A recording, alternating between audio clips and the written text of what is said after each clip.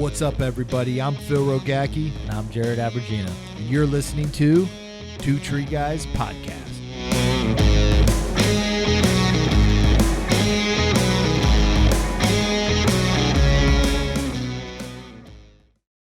Welcome to the podcast. Man, we did it. We did it. Today we have a very special guest with us. Very special. Very special. How long have you known Ryan?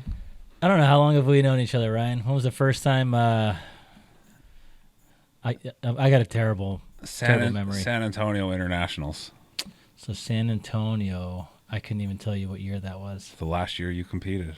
Ooh. Texas. Yeah. Internationals. I do remember that man. now, kind of. 7 years ago? Yeah. Ryan. Six maybe? Six or seven. Is that it? Was that only since then? And I I met. would say it was before that. And I met you at Arborfest, was that 2 years ago With for the Jared. very first time? Here in Sacramento. Yeah. Yeah. Yeah, that was the very first time. And then, So Ryan's a certified arborist, CTSP, certified crane trainer. The guy's done just about everything. I mean, an avid and one of the best fishermen in the country. I wish. Far from it. I think you fish and work in the industry equally, pretty much. I spend a lot more time in the industry. I just, You post a lot more on fishing. yeah, I've been doing a lot more cooler fishing than industry stuff lately. I've been doing a lot of crane training lately, and there's only so many pictures you can take of like people taking exams and sitting there watching them weave cones with the crane ball and stuff like that. Plus, it's been 6 months since I really fished, so it's fresh. That's like the fun new thing to do. Oh, man. We can't wait till you get out here and do some fishing with I'm us. here now. Are we going tonight? Let's do it. Well, you only pop in for a couple hours. You got to leave. You can't do much. probably Just make it might happen have some tonight. frog fishing. Yeah, we can make it happen. go But tonight. I'm excited to hear. I've never heard your story before, and I've heard stories about you, and online, and I've read some posts and things, and you had your company that we'll go into a little bit, and you sold it, and now you're head trainer, or what's your title at Save a Tree? General tree care talent developer, basically a fancy word for trainer for the company. I was the first trainer that they hired. We've now hired another one that's kind of primarily focused in the Colorado area. We have a large presence there, and he'll work his way kind of south for that region, so I can primarily focus on the East Coast or other things kind of nationwide, like crane stuff and things along those lines. Gotcha. So they're going to kind of you're going to be more specialty on certain things, or Some things such as that. Yeah. Probably mainly only the crane portion of it. We don't have that many cranes, so I'm able to rip through all the guys real quick and getting them their NCCER certifications. I got one place left to go in Colorado after this, and then all of our operators will be licensed crane operators. Nice. awesome, and I'm excited to get into that and just learn. Being one of the first. I mean, Save a Tree is not a small company by any means. No. So being that first in their company to kind of do something like this, I'm going to be excited to kind of hear, and I'm going to have a lot of questions to ask, about it and to learn. And, married, 2 kids in Massachusetts. Congratulations on closing on a house today. Offer accepted today, so What? we got the fun jaunt ahead of us of moving, selling houses, and everything like that. So it's Sucks. Yeah, exactly. So we were talking about it, and we were like, oh yeah, sweet, we got a house. And like finally, after like multiple offers, just this crazy housing market right now, we do live in a house, so we're lucky, so we could be slow going on finding a new house. And after about the 30 seconds of euphoria wore off that we had an offer accepted, it dawned on us that we have to clean our house and sell it and show it and move. So yeah. Oh, man. Yeah, now to go through all that fun stuff. Hopefully this is the last move for a while. I think this So is... why'd you move to begin with? What made you make the jump over there? Before we get in there, can we Yeah, yeah. open beers. one? Yeah. Before we start any Pass podcast, beer. everybody knows we drink some beers and we crack some beers because the show is called Two Tree Guys and a Bucket of Beer. And if we're not drinking any beer and talking about tree shit, it kind of defeats the purpose of the show. So, so this brewery here is out of Santa Rosa. It's called Old Possum Brewing Company. And a gentleman named Sandro that owns the company is the head brewer over there, and I haven't tried this beer yet. They brought a bunch of it and gave us these cool shirts and hats and all this stuff. But I'm excited to try it. You've been drinking. Yeah, no. I think Jared's been drinking it for the last 3 weeks. Oh yeah. I've been there. Been to the actual brewery a few times. Got to meet, the staff there. Killer little spot. It's kind of in a spot where you wouldn't expect it, which is, I think, kind of neat. And I got a rare story of, I asked, I'm stealing his thunder here because he wants to come out on the show and have him as a guest. But I asked him, I'm like, gosh, there's got to be a really amazing story. Why do you call it Old Possum? He's like, well, when we got this place and we were fixing it up and there was nothing really around here, and there was this old possum that kept coming by, and we didn't have a name. That was it. That was it. Old possum. He's like, look at that old possum in the brewery. Oh, Old Possum Brewery. Old Possum Brewery. Well, it's like Bacardi. Bacardi, a bat flew out where they, were storing everything, and then that became their logo for that. So I'll take one. Yeah. So I got a West Coast IPA, which is really good. How does one figure out if a possum is old versus young? They get all gray like a dog? That is a good question. If anybody online knows, if anybody knows online, how do you tell an old possum between a young possum? Yeah, just ask it. Well, old ones are. So here's what we got right old here. Ones are bigger. True. And then the young ones So are I smaller. got Live Hard IPA, Fake Your Death. Bitter and clear West Coast is back. This is actually one of my favorites because I'm a big West Coast IPA guy. Are you drinking the same one? Yeah. So cheers, everybody. If everybody's at home listening to us and, had a comedy show in the beginning. OPB. Cheers. We got a few. There's some sparkling. Yeah. Some sparkling in there. Yeah. Cheers. Yep. Cheers. Cheers, man. Thanks for being on the show, Ryan. Sprinkle me. Appreciate it, man. Appreciate you taking the drive to come down here and be on it. So we're going to dive right in, man. Let's hear your story. I mean, from the time where you were born to where you are now, and we want to go that far. We want to hear. I mean, what made this man be who you are today? Oh man, we could get into some crazy shit. Oh yeah, that's what we like. All right, where was I? I was born in Williamsport, Pennsylvania, Mm-hmm. home of Little League baseball. What? The Oh, yeah? World Series. Yeah. The World Series of Little League. Of course you know. Yeah. You know that? Oh yeah. That's where the World Series of Little League baseball is. I think I lived there probably till I was 4 or 5. Supposed to play there. Were you? What happened? I was off by like a few months. The age Ineligible. bracket. Yeah, ineligible. We made it there. I just missed the age bracket. So did your team go? Yeah. Without me. were you too young or too I was old? too young. I was the baby. Oh, that's fucked I know. Yeah. But that's how I know. Yeah. Did you win? Did they win? Yeah. They won the World Series. Yeah. And you were supposed to be there, your team. Yeah. So this is bringing up some probably long-term trauma. in your I think life the show's about to switch. It's not about we need to. I know. We need Bob, to start do we have talking about tissues with our Jared's- beer? Jared's youth here. Oh, look at him. He's uncomfortable right now. I'm starting to sweat. I'm like, no, Dad, no. So did you go watch them? No, man. I was pissed. You kept playing He's like, baseball "Fuck after those that? guys." Yeah, I did. They practiced at my house because I had a batting cage. And they were there. Yeah, it was rough. How'd the rest of the seasons go? You guys didn't make it again? No. That was it. Not even close. That was the the one time. Yep. That's fucked up. Shoot. I want to hear more about his Oh, deep-seated man. trauma there. Maybe we'll have to have a show right after this. So yeah, I grew up there and then moved to Jersey at a pretty young age. Lived in Jersey most of my life. My parents are still there. And I tried to go to college for a point in time up in Plymouth State, New Hampshire. It's kind of more known for partying than curriculum. at least for me it was. I didn't do too well there. Sounds like Ohio State University. I mean, they had a very interesting curriculum and course load there, but before I got kicked out of school, I took a class called walking. Did you pass? Did you? Barely, because I didn't go that often. And but yeah, 3 days a week we'd meet and walk for 50 minutes. Gotcha. That was it. I think that same semester I took badminton too. Nice. So it was. Were you a competitive asshole even at badminton? Oh yeah, dude. And all my roommates took it too. We just get wasted and go to class.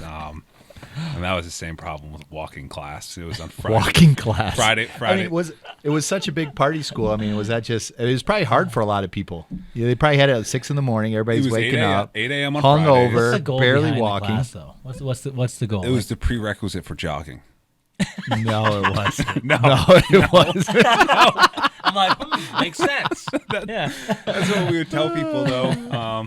You take walking, you're like, yeah, well, you need this prerequisite to take running next year. And no, it was a big. There was a lot of people for like PE and stuff there. It was a big adventure, like outdoor education school, Gotcha. stuff like that. Gotcha. But yeah, it did not go well for me. I got kicked out of school, and I actually managed to somehow, along that time, due to some legal issues, had a judge ban me from the state of New Hampshire. Court order, do not step foot in the state for the next 5 years. I was like, huh. Didn't know that could happen.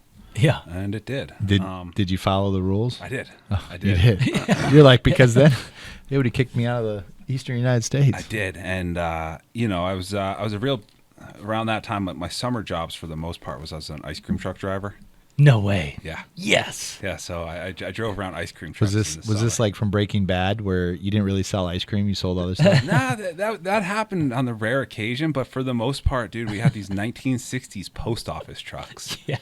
And we sold Italian ices that were made. They were made in the hood, in Elizabeth, New Jersey. They make Italian ices, and you go get these 1960s post office trucks and drive them through the hood to the richer suburban towns. Spumoni. And That was the worst impression ever. But it was pretty good. but the best part about them was they'd light on fire all the time. The trucks, or like the trucks would. the radiators would explode and stuff like that. So me and my really good homie both were truck drivers, an icy truck, and then one would be broken every day. So we'd be like, oh, we'll just ride together, and Yeah. you just like ride around, drink beers, and longboard behind the truck, and a bunch of times we'd have like buddies with like nice internships and stuff like that, and we'd go hang out with them. They'd be like, can I drive the ice cream truck? And you're like, yeah, dude, you want to drive it? Because you're driving on the right side. Yeah. Yeah. So they'd want to drive it and just sell ices, and they'd go around and do that. So they'd work for you while we would just sit around playing Call of Duty. Please tell me you guys would play like the Master P, I'm the ice cream man, like No, we did. I did have a little dial though, and you had like 12 different songs you could choose from, like The Entertainer and Yeah. The Pop mix Goes one. the Weasel and stuff. So like nobody that. was changing and putting their own songs in there. We tried. We tried. We didn't have this. We had the same technological sophistication that you guys do here. So 20 years ago. we could figure that out. Man, But that's funny. yeah, that was really my only work experience besides like caddying and manual labor and stuff like that. And You're a caddy?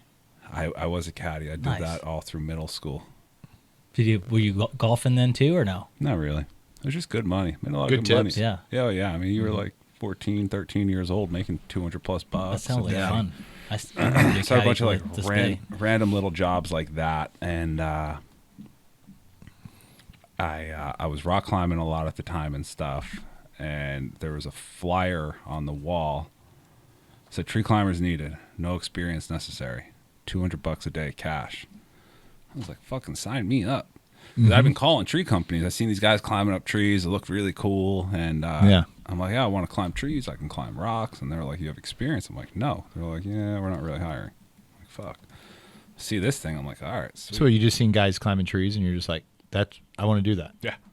Because you were rock climbing before that. Yeah. Yeah. It seemed like a great job. Yeah. Outside, I can sit in a desk and stuff. And see this flyer? I'm like, this is it. Yeah. So call the guy up. He's like, yeah, you want to start tomorrow? Cool. I show up to his house. He's like renting a room in like a halfway house. Dude's got to be like 280, 5'6", wife beater on with like giant yellow pit stains down it, white briefs on, just like grimy, dirty guy. And he like had psoriasis of the liver or cirrhosis, whatever it's called. This was your new boss? Yeah. Huh. Yeah. And I'm like, how's it going? And he hands me a How to Tree Climb book, The Tree Climber's Companion. I flipped Wow. through it. I'm like, I know knots. I'm good. I don't need this shit. So he goes and he's like, all right, we're going to pick up this guy at Home Depot. You know, he's a monkey in the tree. You know, he's like, you might not get to climb today. I'll pay you Super the same. qualified. Super qualified. I'm like, all right, that's cool. That's cool. And we pick him up and we're driving. Guy's like, so you're really good at climbing trees, right? He's like, no, never climbed a tree before. And I'm like, I got you, dude. I got you. And so we show up and they're clearing the lines. It was huge dead oak or maple something. No bark on the thing. And it was over the power lines. And power company cleared it, gave us 10, 15 feet clearance. And they go, you want to put a lifeline in the tree? I'm like, yeah, sure, whatever that is. You thought it was Who Wants to Be a Millionaire. Yeah, they take my Can rope. take a lifeline. they take my rope and put it up there, and I think I just tied like a figure. I forget what I did. I just sent it up to the top. You know, this might be 14 years ago actually. I just sent it up to the top, and you know, the guy gave me a set of spikes. I put them on the wrong feet backwards. Spiked on the outside, and I was like, this don't look right. And then I had a full body roofing harness he provided me, and that was it. And I put on a munter hitch and just started spiking up the tree with the 4.6. Wow. And I just started. What tree were you climbing? This big dead one. I don't even know what species it was. Big and dead. I mean, it was like That was your first tree. That was my first tree. Just started spiking up and just bombing stuff with the 4.6. Wow. And it took so long in that morning that like I'd like brushed it out and there's still the wood left. And like we were done for the day. And oh dude, when we had to get the wood out, like from the limbs were pretty big. He had a like a milk crate, you know, like the little like milk crates. That was our log dolly. Like he stole it from behind 7-Eleven. Like, and that's what we're carting logs up a hill with. Might as well have had a shopping cart with us. And yeah, that was my introduction to the tree world. And so how old were you at this point? I think I was 20 or 19. Wow. And did he pay you at the end of the day? Yeah, got 200. Were you rigging out pieces? No, or that was bombing? it. Just bombing. I think it was on the garden beds and flowers. Like, whatever. Just whatever. I mean, at that point, did you have any like inclination to like undercut or things were ripping? You're like, don't know why I did that. I'd never even used a chainsaw. That was my first use of a chainsaw. It took me 30 minutes to figure out how to start it in the tree. You're like, just keep it running. Yeah. And you just put it on there. And, Yep. That was it. but after you got done for that day, what was going through you thought wise? That was fucked up. I didn't go to work the next day. Yeah. You're traumatized. Yeah. Yeah. So, you know, fast forward like a year later, I don't really remember what I did much. But I ended up in Colorado, and I was basically, I was 100% homeless. And I had a buddy like a few hours north of me. We had like kind of mutual friend that I'd met before that had a tree service up there, and hassled the dude for weeks to give me a job, and finally he gave me a job. Where was this at? Estes Park, Colorado. Oh, nice. So that's where I first. It's a pretty area, though. Yeah, that's where I first. When you were homeless, you were living on the streets?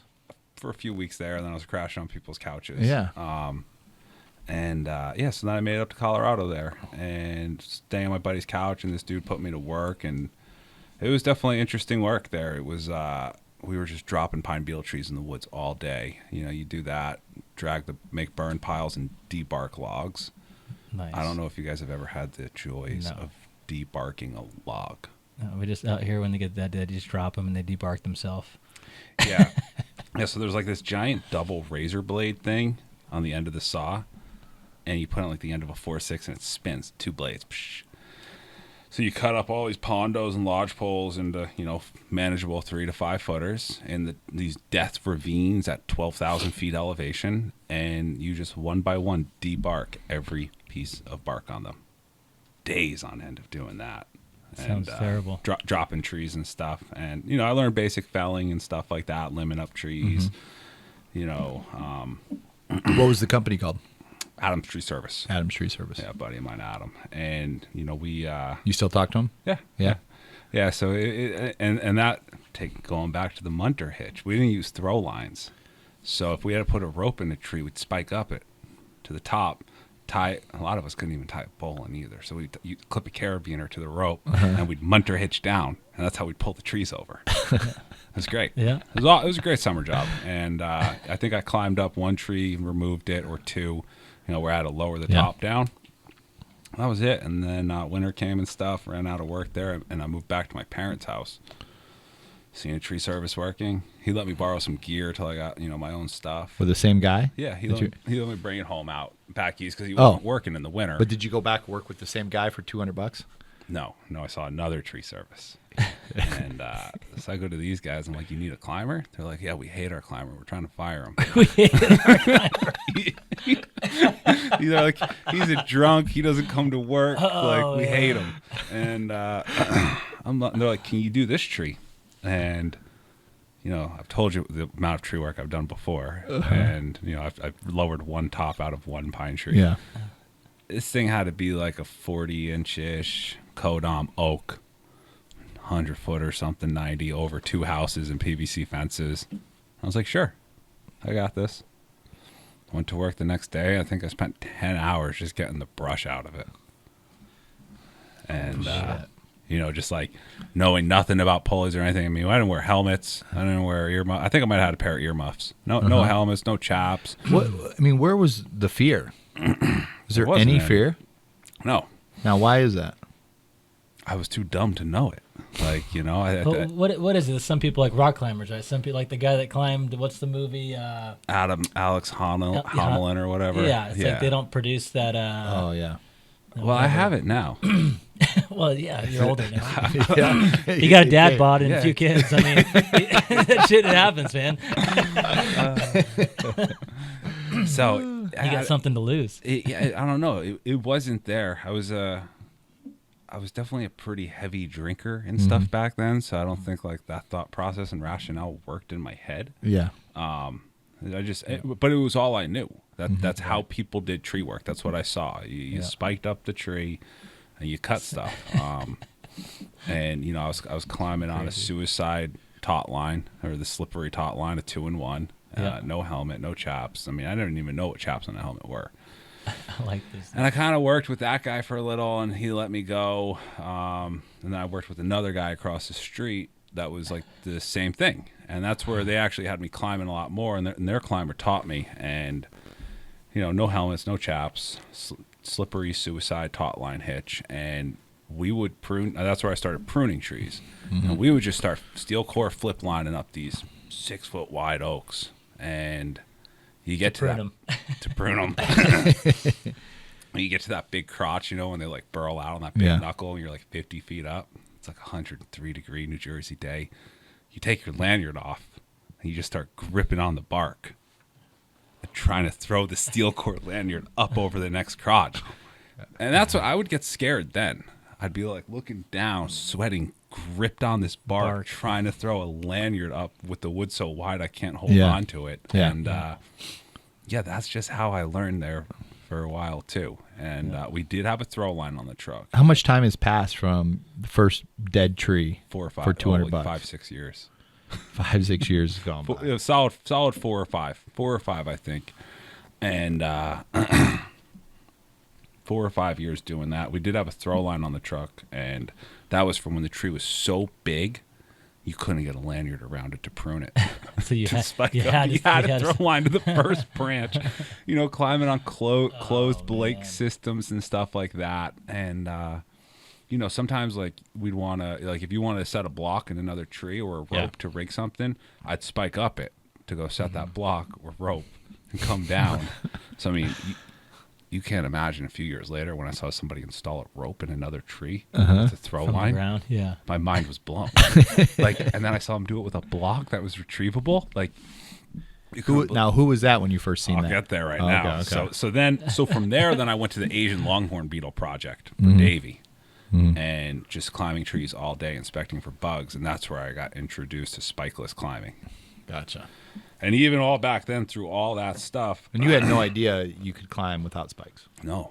I mean, we've had guys here go through assessments, and they came out, and then we took them in the back, and we're like, okay, time to climb. Here we go. And he's like, no spikes. He had no idea. Yeah. And he's been climbing for 5-6 years and no one's ever told him. I never even saw a helmet being worn. I saw helmets get put on once or twice, and that was by ground guys when we were doing trees that were so dead or with a crane that like it was a huge concern that a big dead piece would break. That's the only time a helmet was I saw maybe in my first 4 or 5 years of tree work a helmet worn 2-3 And how long ago was this? What year? 8 years ago. 8 years ago. Like not that long ago. Wow. And in New Jersey, like a very populated area with a lot of tree services. Like and this is like. And you had to go 5-6 years and you never seen this. Yeah, these are like areas that like everyone's like commuting to New York City, like super suburban areas. Like I'm not in the backwoods of like, any country state. Like this is populated area. And then so I went over to Davie and learned spikeless climbing. But it was funny, through all those years there, a lot of the time I found myself on a munter hitch or gree-gree. Because DRT never made any sense to me. It didn't make sense. And I forgot to mention when I would climb up with the munter hitch to do all those cuts, I'd wrap the rope around my leg like 6 times. That was your backup. So I could use 2 hands on the saw. But yeah, for 5 years on and off, that's what I did. I'd switch over to a munter hitch and wrap it around my leg and tie it off and make some cuts and then unwrap it and go munter hitch somewhere. Who taught you how to do that? That was a rock climbing thing. So if you were like bouldering or something and you want to like rappel down and check something out, you just munter hitch down and just wrap it 5-6 times around your leg, feel some holds or something like that and keep going. And, poor man's gree-gree. You just need a carabiner. So, and the munter hitch, opposed to like when I would mess around with it, the like an ATC, you could a lot more easily and fluently go up and down than an ATC with it. So the only problem was you had to lock it off. But so then when I got to the USDA project, like my eyes were opened up with like foot locking and hip thrusting and setting lines. And I did that for like a year and I couldn't take not using a chainsaw anymore. So I switched to a residential sector of Davie there in Jersey. And that's where I met and started working with. It was pretty much just me and Sam Cooper. You remember Sam? I know Sam, yep. So me and Sam Cooper, and that's where I learned most of my stuff. Okay. Was back then. From Sam. From Sam. Well, you're in good hands then. Yeah. Sam's an animal. I actually saw him recently. Oh yeah? Yeah. Is he still at Davie? Well? No, he left and he went and worked for someone else, and things fell through, and he's kind of doing his own thing down in Virginia right now. Gotcha. He came to the NAOM comp. Okay. Just like randomly showed up. It was great. It was awesome. It was funny, like him, me, and Derek. And did he just show up, or did he compete? No, just showed up to show up. He kind of vanished off the face of this earth like 6 years ago. Why is that? That's a good man. Just personal stuff. Yeah. Yeah. I tried to do that, and this guy sucked me back in. So, but I learned from him, and then he used to say ascenders are for pussies. So I single line foot locked for a couple of years. That was it. I didn't use foot ascenders. That's probably why my neck's trashed right now on my shoulders. So we'd have in your hands. Yeah, we'd have an adjustable, basically a hitch cord lanyard that went straight to the rope wrench. You'd extend that out. You'd foot lock up, and then you'd pull it back in, work off the rope wrench, extend it out, foot lock up, and bring it back in. I was there for like a year or so, and then I was young and dumb, whatever, 23, 24 years old, and Facebook ad, Craigslist guy. This is that's getting close to 10 years ago now. 8 years ago, company wants to pay me $38 an hour to crane climb for them in cash. Well, Davey didn't want to match that offer. Shoot. So there I went there. This was another good one. So when's the book coming out? What? When's the book coming out? Dude, it should one day. So then this company, we had a 36-ton or a 32-ton, what was the piece of shit? Terex or something? Early 90s crane. One of those ones that's as long as an aircraft carrier. Yeah. So I just climbed off the crane. And this crane, it had three sections of boom that extended. 2 came out hydraulically, and the third you had to manually like do some levers to get it to come out. Well, they didn't know how to do that. So I mean that back the pins out and then something. scope it out. Yeah, that was a permanent fixed boom. yeah. Yeah. But that was like part of the boom to give it like 110 foot of stick. Yeah. So I just ran around with like 35 ton with like 70 foot of stick in New Jersey, just like taking 10 grand picks all day. And like, there's also some contracting time around then too. That was just like, Because you were working for the company and you were contracting too. well, no, pre that. I'm just thinking back of like contracting and like seeing Craigslist thing for landscapers, and I was that guy. I was too scared. This is pre Davey. I was too scared to get real high in the tree, so I get up to it like in a 90-foot oak. I get up to like 60 feet where like, a couple of the main unions were, and I just put a rope on it and send the top. And I thought I was such hot shit sending these huge tops over. They would just Terrible. got a big bull rope. Yeah. Dude, I would just natural crotch them, and they just have like 5 wraps around the tree and just lock it up, and the tips would be over a fence, and they'd all be like, what do we do now? And I'm like, yeah, Your problem now. that was awesome. Sit up there and chain smoke cigarettes. And that was basically how While they were that's figuring out what to do. basically that's how I did crane work too, because no one really showed me like, it doesn't make sense to max out the crane because the crane can't put it down anywhere. Right. And so I did a lot of big stuff like that until I kind of learned that this didn't make sense. But I mean, I saw At this time, the only person that was teaching you was Sam. I'd learned That was it. I'd learned a bunch from him. And Did you learn this from him? no. He's a very methodical, like, don't overload your ground guys. But I didn't have much. So I learned on the removal side, like, it doesn't make sense to like take big stuff if your ground crew can't support it. I kind of had to learn on my own with the crane. Luckily for me, we had 22-inch chipper and a log truck and a 50-yard chip truck I went out every day with. So sending a big pick down wasn't the end of the world. We had, we had a log truck and a grapple chipper. And this was with the other company, not David. Yeah, with the And non-fully this erecting was crane. in what state at the time? New Jersey, New Jersey. North Jersey. And I mean, we didn't have an A to B block on this crane, and I seen the ball get pulled over a couple times, Yeah. and almost just missed the operator running it, who was like a 21-year-old kid That's that they no joke. showed how to run the crane real quickly without a CDL or anything. And there was times He probably answered an ad in the paper for $200 cash. probably, and there'd be times that I'd be screaming down to him because he was zoned out about to pick me up over Right. it. Yeah. I've been in that same position. You're like, whoa. Screaming over the chipper, and they look up and they're like, oh God, shit. yeah, no A to B block. Yeah. And like that's kind of how that company ran. And we had our falling out. How long did you work there? Might have been about a year. Okay. About a year. And then I went back kind of to my parents and was staying at my buddy's house and stuff too, and went back to another company I would do in and out of stints with in between jobs. He's a New Jersey certified tree expert. I won't name him. Second generation New Jersey tree expert. Yeah. Spike prunes, no helmet. Still. Says it's fine. Doesn't hurt the trees. Been spiking them for 30 years. Yep.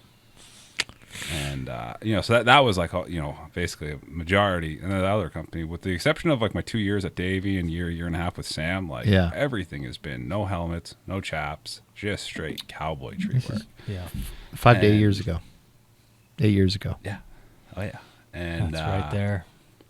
And so we had our falling out, and basically, a long story short, for my Jersey stint, like I had to kind of clean up my act in life and quit drinking and other stuff. So I moved to Utah to clean up my life. Why Utah? It was my counselor's recommendation to go to a halfway house, and I could appease my PO by going to one to stay out of trouble, and I kind of manipulated the system to get out of the state of New Jersey, because they didn't really say where they recommended me going, but I always wanted to go to Utah. I got accepted to University of Utah, almost went to college there, but I kind of got scared by how religious it was, and back then, right before I went to college, like you couldn't drink at a bar. Yeah. It was In Utah. Yeah, up until that was like 10 years ago. That to drink at a bar. It sounds like an oxymoron. I can't drink at a bar. So there was no public drinking. Gotcha. So the loophole to that was that bars were private clubs, and you had to be a member to go.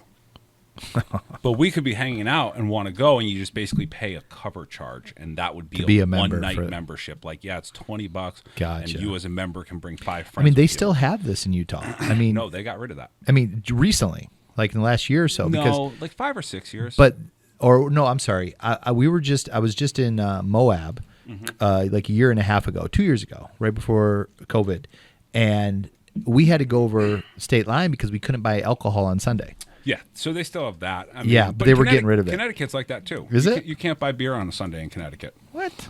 Yeah, and in Utah, you can only buy liquor and foolproof beer at a state-run liquor store. So, you got to go to liquor stores for that, or you buy that like half beer. What's a? It's like 2%. Yeah, Yeah. But Colorado's the same way too. Yep. In the liquor Yep. stores. It was like 2%. We were drinking like 2% beer. I was like, what the hell is this? So yeah, and there's another state, maybe Idaho too. So like Budweiser and Coors and larger companies sell them there.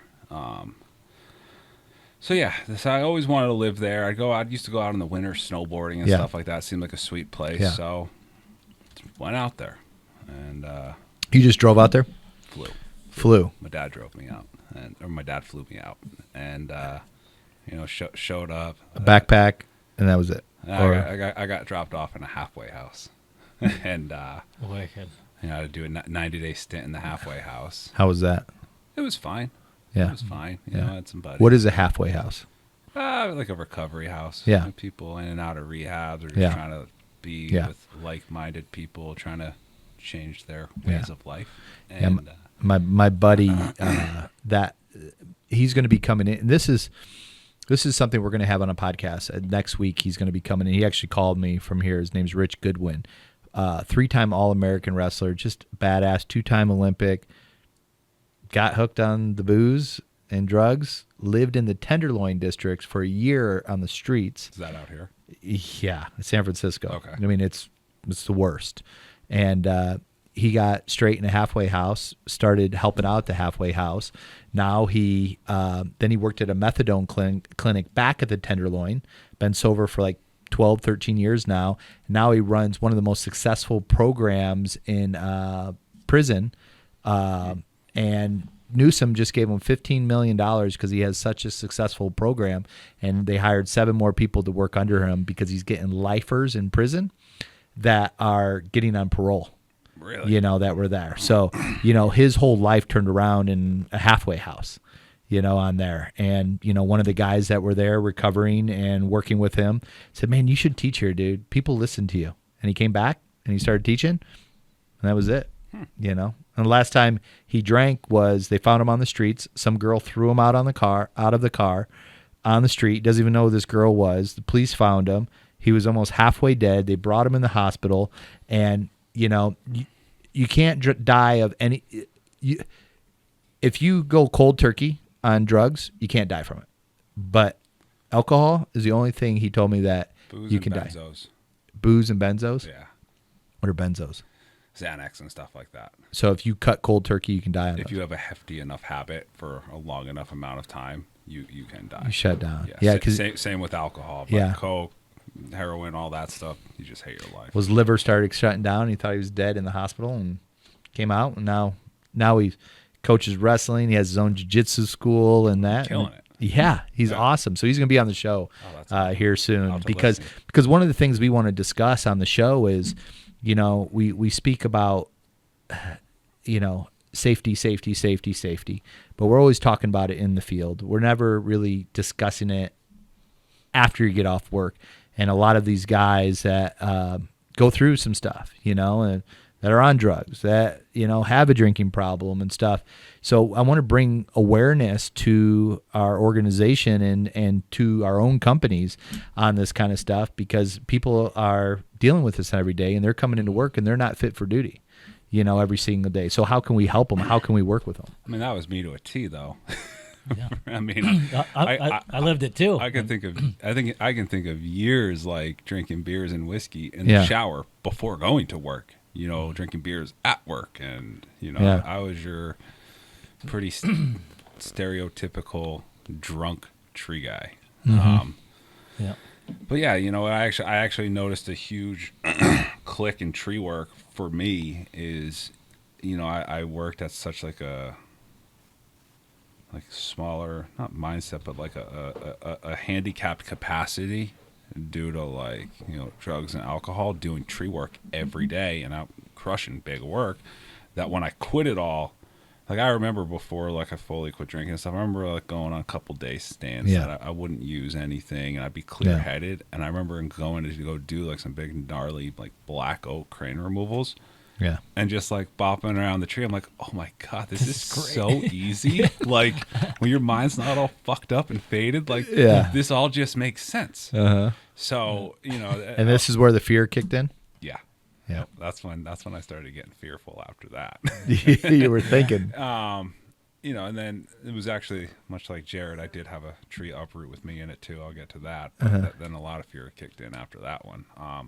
So you're at the halfway house. And I mean, when you were going to the halfway house, were you just like, this is bullshit, this is whatever, I'm just appeasing my PO? Yes and no. I woke up one day and was just kind of over it. Yeah. Like I knew the way I was living wasn't the way to live, but I didn't know how to stop it. But I was just over it. Yeah. I didn't want to do it anymore. I didn't know what to do. So, reached out for help. And I figured, it was told to me, I didn't really want to go to one. I thought, whatever, blah, blah, blah. But I remember my old man saying to me, like, this is where your thinking got you. Like, let's listen to someone else's thinking. And I was like, what, it rang true to me right there. That like, is some wisdom right there. there. This is what got me here, so I got to start listening to someone else. So I did. And I listened to what everyone said, and I went through it, and I had, my issues there with the guys that ran the place and stuff, which, to my defense, the dude's a complete shit cunt that everyone hates, that I know that knows him. He's a fucking loser. So, rightfully, I didn't like him.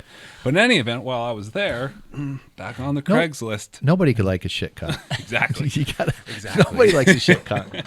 So that's a question. One, how do you tell the difference between an old possum and a young possum? And two, what's a shit cunt? It's a shit cunt.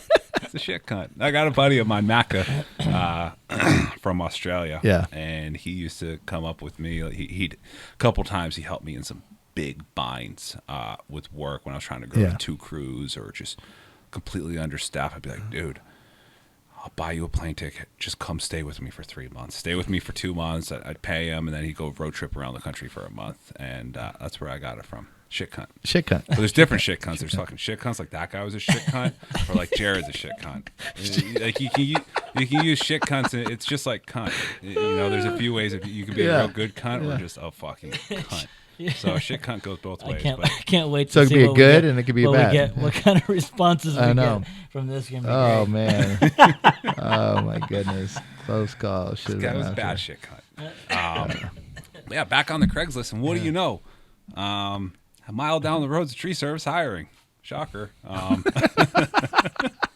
So I go and work for this guy, and we had like a F350 and F Super Duty, so it was pre the 450s and stuff. Yeah. Mason dump gasser. I think it was 92 or 91, and like a 92 Brush Bandit 250, and no hydraulic lift on it, I don't think, and I think the turbo was gone or something. When you overloaded it with wood, a big piece of wood, it would just billow black smoke, and it would block out the sky. Oh, like it probably looked like when that asteroid hit the dinosaurs. Brightest, sunniest days in Utah, be like, "Brah." And you look up and like you can't see the sun anymore. And, man, that for a chipper in like maybe a 91 or an 88 bucket truck. So you can imagine how that thing was. I actually saw him flip the bucket one day. He had the boom up and then down on the ground, and he was pulling the truck up and hit a pothole, and the whole thing fell over and just crushed the bucket. No way. And he was good with fiberglass. He was a boat guy, so he just like fiberglass repaired the thing. Oh, Called it good. That's it. It's fine. Yep. That was it. And so I worked for him for about a year, and then I saw the market we were in there. There really wasn't anyone in Park City. And I mean, everyone knows Park City, like big town, no real big hitters there. the other competition, like they were running dump trailer, one company, another one had like a 12-inch chipper and a 5-yard chip truck or a 6-yard chip truck. Also on our mason dump, it was particle board sides, but they weren't screwed in. So every time you went to chip, you'd have to stand them up, and then you chip in, and sometimes they fall over. You have to go stand them back up again. there. Yes. Put a stick in there. The chips hit the stick. Knock the stick down. And get back up. Put it back up. Exactly. That was it. Oh man. And then when you dump, the particle boards would fall on the side, and the plywood, so you have to pull it out from under the chip and put it back in the truck. And yeah, I worked for about a year, I think it was. Year and a half, because I started with him in June. Worked June, July, August, September, and then winter came, and I went to go try to work at the ski mountain and try to be a snowmaker. It seemed like a cool job. Work all night. You're like, and I got on Craigslist and there was an ad looking for a snowmaker. Exactly. Drive snowmobiles and stuff, and it sucked, and they paid like $10 an hour, and I just couldn't get behind that. So I got on Facebook again. It seems like a terrible job. It seems so cool. So too, boring. It seemed, I mean, just be up there on the slopes. I would be like, oh, on a this is great, this is snowmobile cool. all night. You just bomb around the mountain on a snowmobile. Turn machines. Yeah, but you know what? You know what got me with it though is they thought they were the hottest motherfuckers ever. Like they had the most hardcore, badass, dangerous job. They're like, you got to be careful of that pressurized water, and like they'd walk around like That's making ice up there. There'd be these little manhole. You better wear 2 gloves for this. You'd go down, and they were like 3 feet deep, where you have to turn on the water in the air. They're like, that's the most dangerous part of this job, and be all serious. And I just couldn't take these guys, like thinking they were so macho. You ever got frostbite? And I got on Brain freeze. I got on Facebook, and I was like, oh, I'm looking for some work. I forget what group I was in or just my public page. And Tobias hit me up. I don't even know how to say his fucking last name. From North Carolina. Tobias. Yeah, it starts with a W. Yeah. Yeah. And he hit me up and was like, yo, we're looking for some contract guys. You want to come out? It was in North Carolina at Hartwood. Mm-hmm. And I was like, sure. And, like the times were tough then. Like I remember I'd have to call my dad and ask him to lend me $200. I got a one-way plane ticket. Everything's $200. Everything. $200. $200. They're hiring. Give or $200. Maybe $150 for the plane ticket. But yeah, I'd go out and then there you go. Come back. Wygan. Yeah. But I mean, those were some of the best tree climbing work days of my career ever. I'd go out there, and the crew there at the time, it was me, Jeff Perry, Jesse Huffman, Cowboy, Jeremy Donovan, Kevin Humphreys, Cormac was going there contracting, and Tobias. Yeah. I mean, it was just absolute carnage, wrecking crews. And like we had so much fun. And I got really good at tree climbing there too. I was still single line foot locking, and I watch everyone around me. And I don't know if you've been to North Carolina. You have probably. They got these monster like 110, 120 foot willow oaks. Yeah. Huge things. And they would do 10% reductions on them. Every branch you'd reduce 10. Oh, come on. 10%. So you got real good at climbing. So watching these other guys with their little foot ascenders and stuff, I was like, God, I'm an idiot. So that's when that's when I started. I definitely learned a bunch of tricks and stuff from like Jeff Perry and those guys there then. And definitely I think around then, that was probably 7 years ago. I think Facebook started getting a lot more popular with tree climbers, and you have to weed through the crap and the stupid stuff, but you can start finding the good stuff there, and important stuff. But Hartwood is when I really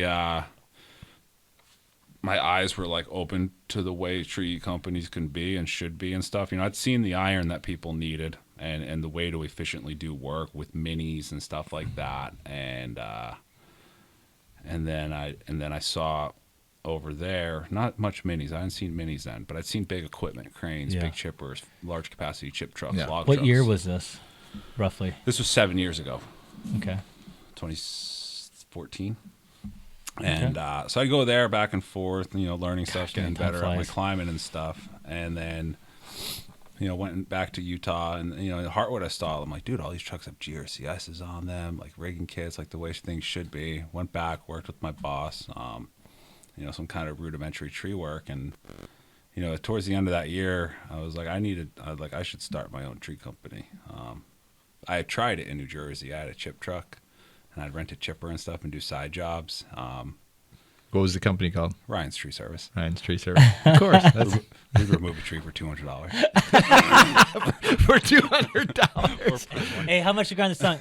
$200. And I'll put the ad on You Craigslist. take the wood? $200. Yeah, I did a couple jobs and How stuff. much to move it? $200. But it was cool. I take the wood? $200. had a little chip truck and stuff there. I actually, after the end of my degenerate Jersey years, I had such far back paid rent on my yard space I rented. Oh, the guy man. parked a truck in front of me, and I had to sell my truck just to pay him Just the to get money I owed him. How much you owe him? $200. $200. I actually felt bad. I actually felt bad too because I think my mom sold it to me to this kid. He called me. I'm like, yeah, dude. I told him about the truck. He drove it around with his mechanic. It was fine, and he bought it. A couple grand. And he called me later that day, freaking out that like the motor blew up. I'm like, I don't know what to tell you, dude. I'm living in Utah right now. Yeah. He was pissed. I want my money back. I'm like, no, you came up with your mechanic. I don't know what to tell you. Yeah. He just abandoned the thing on the side of the road. No way. And my cell phone number was spray painted on the side of the What truck. kind of truck? Let me guess. It was a 86 GMC. Close. No, what is it? International. International. So that's a great truck, though. DT 466. 43. 444. 444. Okay. So it had the 7.3 non-aspirated, non-diesel, 3-speed. Wow. That And thing it was a turd. flatbed that it was a flatbed that dumped, but also on the flatbed in front of the chip box were the toolboxes. So the toolboxes dumped with the truck. I got one of those too.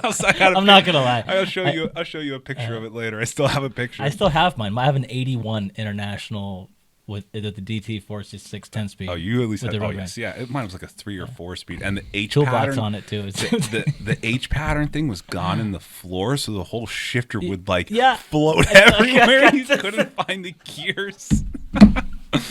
And oh man, so that's great. I thought I was like, I need to start my own tree company. Like, I saw what my boss was doing, and he was seasonal. He'd work maybe 6 months, and then he'd go down to Florida and work for 6 months, or like hang out for 6 months on a sailboat. And so as I was thinking that and stuff towards the end of that year, and I don't know, October, November, he approached me and he was like, "Do you want to buy my company?" Mm-hmm. I was like, "Yeah."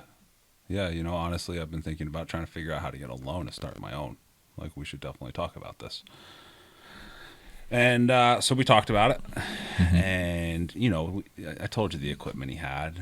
You boiled down once you deleted duplicates and customers with not full information and stuff. I think there was like a 100-person client list. Yeah. Super small. Yeah. His highest year in business, which was his 3rd or 4th year, my 2nd year with him, I think we grossed like 110 grand. Very small. Mm-hmm. Basically just me and him and a ground guy. And like it just so magically worked out that right at that time, I'll just tell you so you know the numbers. He wanted 75 grand for the company, Mm-hmm. 50 grand up front, 25 grand over 2 or 3 years, like either 2 or 3 year payments, no interest. So when I was 21 at this age, I'm at age 27 there. At age 21 on St. Patrick's Day, I was skateboarding home from the bar, and I got fucking like T-boned by a 80-something-year-old wasted dude dressed as a leprechaun. Okay, wait. Back up here. Killing me. So- No way. Dressed up like a leprechaun. Not T-boned, but he hit me with like his front mirror and light. Like an 80-something-year-old just blacked out drunk driving home from the bar. You got hit from an 80-year-old leprechaun. Yep. You And I think your guess shoulder things from climbing, dude? No, it's probably from getting hit by a car. So I don't remember it. I'd only had a few drinks. I was on the side of the road taking my time, and at the time I had 2 DUIs, so I didn't drink and drive. I couldn't get a third. I skateboarded. Skateboard. I longboarded. And, a favorite pastime of me and my buddy that we drove the ice cream truck together, we'd pick up an 18-pack of beer and just skateboard all night. Yeah. Just drink in a backpack, just drinking beer, skateboarding. And that's what I did for years of my life. So he nailed me when I was 21. I guess I went flying like 30 feet in the air and hit like the curb or some shit. And then it's probably why I'm a little slow. And Shit. I like woke up in the trauma center and I was actually fine. You woke up in the shit. Yeah, I had to get some like stitches in my eye and like the corner of my eye, and kind of jacked up my knee and my wrist really bad. And your back. Probably that's when a log fell on me. a like 20-inch, 15-foot long log rolled off a boom truck on top of me and crushed me at the crane So who's company. grateful, Pete? Pete said a few drinks. Yeah, that was my old man. Oh, is that your pops? Oh, man. No. It says Pete, Grateful Eight. Pete. He said again, I can confirm these stories. My old man. Yeah. Always to be the perfect one to get on here after for questions. Dude, Yeah, stay on here. We'll have you on here to confirm all the this is stories great. and the stories that we haven't heard yet. You'll have to hear some I'll new have some stories. good ones. Oh, good. So just so coincidentally, fast forward 6 years later, I got a lawsuit settlement of $50,000. Shut up. Score. There's your business. Bought the business. But it was for $50,000. Yeah, That's cool. got the business, and Meant to be. Yeah. yeah. So and this was like a seasonal little business, and I went to college to be like an environmental something. I don't even remember what environmental studies was my major. Like I'm just a tree guy. Like, Yeah. I didn't go. I barely graduated high school. Yeah. And so yeah, here I am with my own tree business, and but I'd seen from the East Coast and stuff like that. Things that I aspire to be with the tree company. Yeah. And I brought kind of, even in the Utah market, nobody had a crane. Like there was, I think like 5 years ago, like the first tree company in Utah bought a crane. Mm-hmm. Everyone's running 12-inch chippers. I bought the first mini skid steer being used in the state of Utah like 5 years ago. And it was just me and a guy. I had 2 random kids, and I did all the climbing, all the sales, everything. And we did that for about a year, and I slowly started getting bigger equipment. I got a 15-inch mower bar. I got a Boxer 532. I built like a 18-yard chip truck. And I never marketed. I just, for the most part, answered my phone unless I was in a tree. And then, I told you I'd be there at 8 for an estimate. I was there at 7:45. Mm-hmm. I told you I'd be there on June 30th to do the work. I'd be there on June 30th. If a customer wasn't happy, I went back and fixed it for free.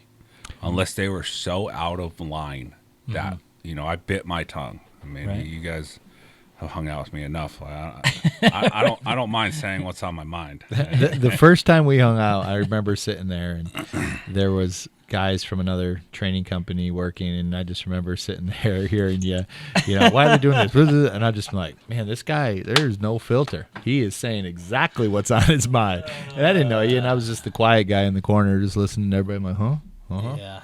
Got it. That's because Jared didn't set up a drop zone 2 turns of distance away. It's my fault. I remember that day. I'm like, here's the guys, the A team's I going just in there. knew Here it, we too. go. I'm like, as soon as it happened, I'm like, he hates me. It's all my fault. Who, me? No, when all that went down, I was just thinking, oh man, this is gonna be. How'd you recover from that when it didn't go where it was supposed to go? I remember you were something like Yeah, we said. so this was a scenario I wanted to show you guys that it doesn't always go as planned. That's it. That's it. There was a good portion of the story. There was a couple clubs. It was like, we executed the plan, but it didn't go as planned, and we were prepared to take that risk, and it was successful, just not 100% the way we wanted it. But we showed them why it wasn't successful. Right. And it was because we didn't install blocks in the tree because we were trying to show them the quickest way of doing something, and it held the rope. Yeah. Like We couldn't take X amount of tension. And Did I you mean, have there was a lot to it. Wasn't It was there a good learning a experience. fake barn or something you There set was, up there? yeah, there was nothing wrong with the run. whole thing. Everything was perfect, and Besides the damaged barn. it's minor.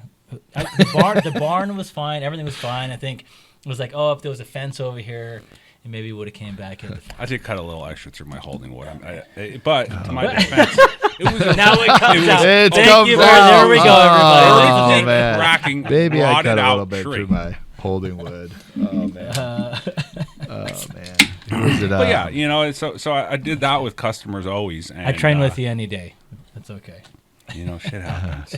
It was. It's like you always say too. It's like you got 500 people there, and you got to take the most rudimentary thing and overcomplicate it to the most overcomplicated thing that you can think of. Yeah.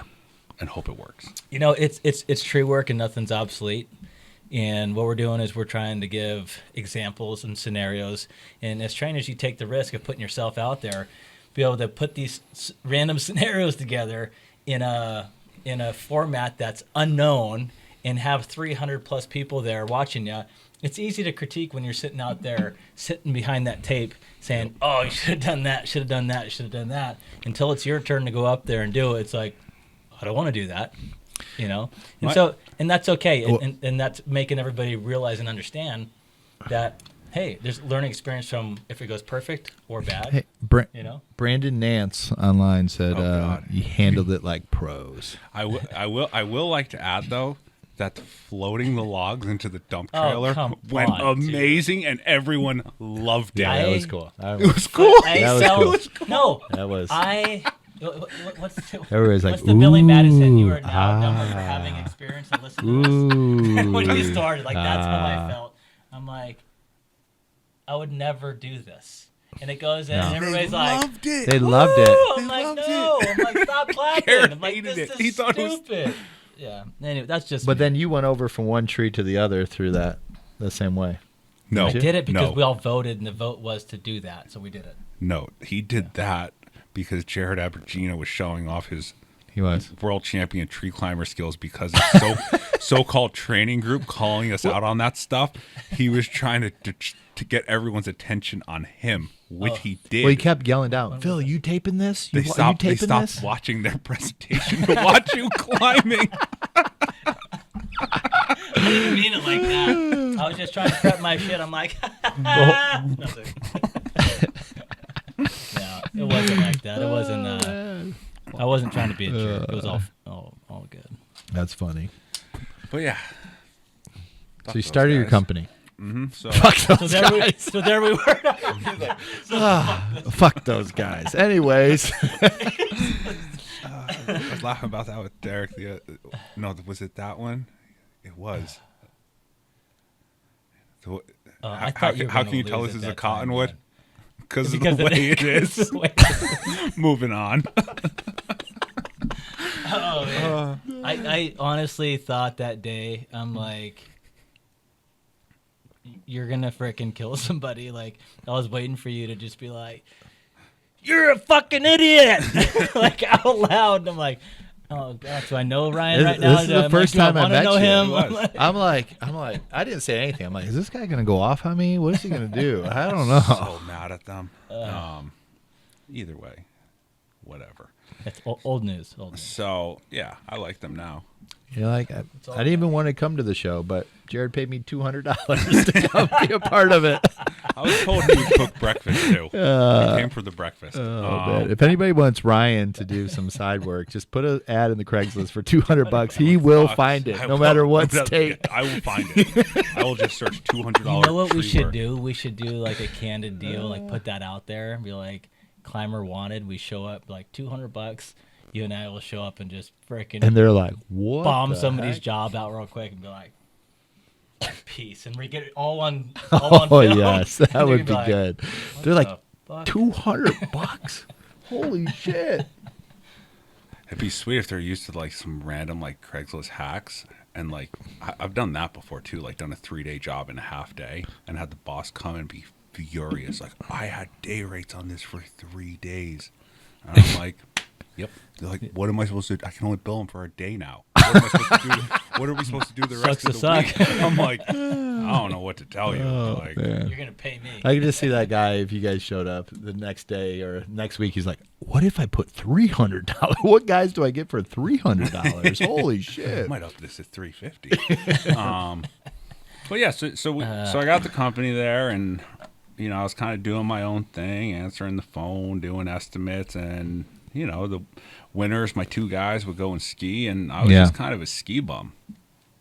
I'd plow for fun just to like help pass the time. Yeah. And started doing some contract work like out in Iowa in the middle of winter, and for a buddy of mine, Steve Weiss, and he's got a really cool operation there, and it's just huge cryptic oaks for these like rich farmers in the middle of farm fields that were just absurd. These big burr oaks. Really fun to climb, and I came back, and I just kept doing my tree thing, and we got a little bit bigger, and things were heating up, and I knocked up my girlfriend, and there it was. there I was about to have a kid. She was working full time, and the company was kind of big enough. Like I think we're making enough that we were like, okay, like you can just answer the phones and it'll be okay. And like, we can pay you, you can leave your job, raise the kid. Awesome. I'll fast forward like another 2 years later, and I got 6 full-time crews. Fuck. Ops guy, multiple sales guys, full-time mechanic, me. How many years later? This was my 5th year in business. Okay, wait. Unbelievable. We're gonna stop it right here. We're gonna take a break. Okay, 5-minute break. All right. Everybody at home, this is gonna get good. So make sure you go take a piss, grab a beer, come back, because I'm excited to hear about this. All right, let's All do right, it. all right. So here, let's recap for everybody that's listening. So we have you were an ice cream man, kinda, because you owned an ice cream truck, but everybody else was selling your ice cream. No, I worked for one. It was Italian Ices. Okay. Italian Okay. Ices. And then you were living on the streets. You got kicked out of your own state. Your first job was $200, and you removed a huge dead tree. You learned a lot from Davy Tree, Sam Cooper. And then your dad gave you some great advice and said, you got this far, listen to yourself. How about listening to somebody else? Staying in a halfway house, Utah. You got hit by an 80-year-old leprechaun, and you bought your first tree company. And, part of the success in the beginning was, promise made, promise kept. You said you were going to do it, you did it, from there. And now here we are. Your girlfriend's pregnant. Business for $50,000. You said they were going to sell it for $50,000. Leprechaun hit you, gave you a pot of gold of $50,000. Yep. Okay. You bought your business, and now here you are running a tree company. Clueless. Yep. Yep. I mean, does anybody ever start a tree company knowing what to do, or they all start clueless? Maybe all those guys that left that we were talking about earlier. So, and that always interests me, hearing someone start a business, being an entrepreneur, going out there from not knowing anything and just figuring it out, from a Craigslist ad to now owning your own business in Utah, halfway across the country from where you're from, and you're figuring it out, So take us from there, from where you're at. So the beauty part of it that made it work so well was my girlfriend, now wife, is definitely the brains of us two. Graduated college, whole family's comes accountants from Dartmouth, so she's kind of got that nerdy type A brain. And how'd you meet her? Met her in Utah through You're friends. like Craigslist. $200. $200 Craigslist. Oh, she's killing you. Is she on here right now? No, she actually might be. Oh, man. If you're Sorry, on I here, say apologize. I did something. not mean it. Oh, I gotcha. That would make it a So good where'd story. you meet her? Just through mutual friends in Utah. Okay. And, not for $200. And, so she was kind of building her career, super career driven. And, Yeah. I wanted kids. She didn't. And she was like, if we're going to have kids, we got to do it now. And you know, I tell all my buddies now that are thinking about having kids what she told me. It's one of the other things that I'll never forget being told to me is there's no good time to have a kid. Yeah. Because I was trying to grow my business. I was like, Yeah. well, you know, let me acquire some more debt and pay some loans off, you know. And then I was like, but I'm just going to get more debt and I'm going to have more loans to pay off. And I was like, all right, fuck it. And I thought the same thing. You know, I'm like, oh, once I get past this year, once I get this, I will. And there is never a good time, you know, out there. So, you know, I don't know if I told you. Oh, I did tell you. My wife's pregnant. Congrats. You know? I didn't know. Yeah. Nice. She's, So I now think, is 6 the time. weeks. Yeah. Now is the time. Now is the time. So, Oh, boy. I never Yeah. thought about it. I was just like, more loans, more babies, all of it. Perfect time. So we're going to have a kid and, you know, things. She wanted to really raise the kids. It was kind of a goal of her to be a very present parent, and you know, so it came to that point, and we it made sense. She put in like 6 months notice at work. She was like the director of a battered women's shelter, given ample amount of heads up, and you know, was going to come and just answer the phones for me. And you know, right around that time too, I proposed to her just on a whim. yeah. I'd gotten a watch and I needed it fitted. So I went down to the jewelry shop to take some bands out. I was there and I was like, might as well just buy an engagement ring while I'm here. You just knew. I just went home, went on a walk. Was like, oh, let's get married. I just that day I figured it out. Is that, I mean, is that kind of normal in your life? I mean, yeah. there was a day you're just like, I'm going to open a business. Yeah. I'm going to go be a tree guy. Yeah. I think I'm going to get married. I think it's a double-edged sword of mine. Like I can just think of answers real quick and do it and deal with the consequences, you know, because I kind of find, especially in running a business or, you know, fast forward to when I was like running a branch for Save a Tree, and still, you know, a lot of things come at you, especially as a business owner, and if you sit there dwelling on what if, Yeah. nothing gets done. Yeah. And you know, I try to tell guys I know, like, just shoot for 80%. Yeah. You know, so, you know, but yeah, it has bit me in the ass too. Just like, let's go buy this truck today. And it's like, fuck, why did I do that? Like the next week, you're like, what was I thinking? Never going to use the truck. That's one of the 20% times it doesn't work. But yeah, so that's kind of, you know, I am like that at times. You know, so we got engaged, whatever, got married years later. So she was answering the phones and stuff, and work just kept picking up. And, you know, finally then I hired a sales guy, and, you know, we went through all the growing pains like that every business does. You know, you got to learn how to teach a sales guy, you know, to write things the way you want written, how you're going to schedule work, how you're going to schedule their estimates, how you're going to schedule crews. And kind of when the sales guy started there is when we grew to 2 crews, and you know, I had a really good right-hand man, and he was running my second crew, and things were jamming and stuff, and we were just running 2 crews. I think that was the 3rd year into the business, and you know, I love iron. I just kept buying shit because I didn't want to pay any taxes. So I had backups on backups. You know, like running 2 crews, I got 4 chippers. You know, or 4 minis. You know, I always had backups because, you know, a big part of that was our work window was so short.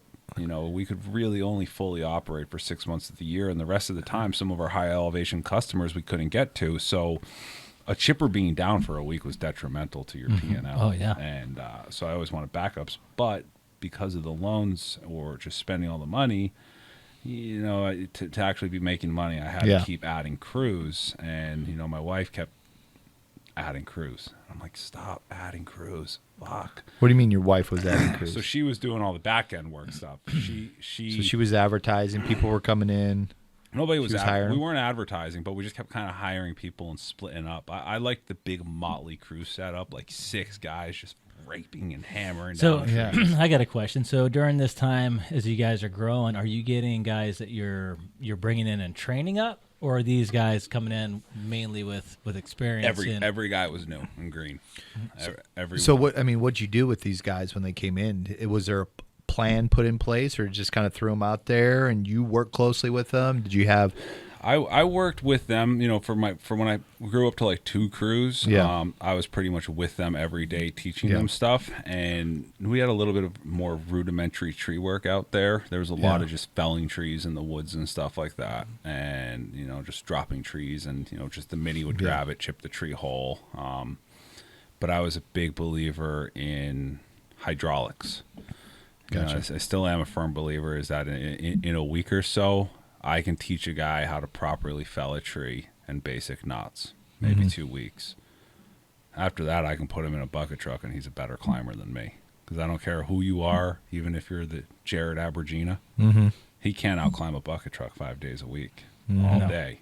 No. So I'd buy bucket trucks and other machinery to make work easier, so I could take guys with less experience and have them do more complicated stuff.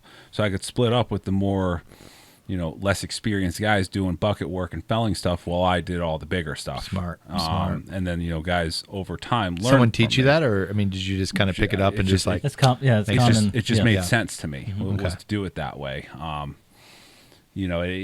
actually bought a bucket truck out of necessity. My first loan I got was on a 30-yard chip truck from South Timberland Trucks out of Virginia. Real nice truck. Yeah. Removable top and stuff, used chassis, new box, and like everything. You're a new tree guy, and you're like, oh, cool, be here March 1st. Well, Yeah. that's really coming June 18th. And I was losing jobs. I'd sold my chip truck. I had a chipper, and I had nothing to chip into. So I just was like, fuck it. I just bought a bucket. I bought a bucket truck. Just a chip into. Just a chip into A forestry package. a forestry truck. forestry package bucket truck, used bucket truck, like an 04 GMC. Yeah. Drained my personal account.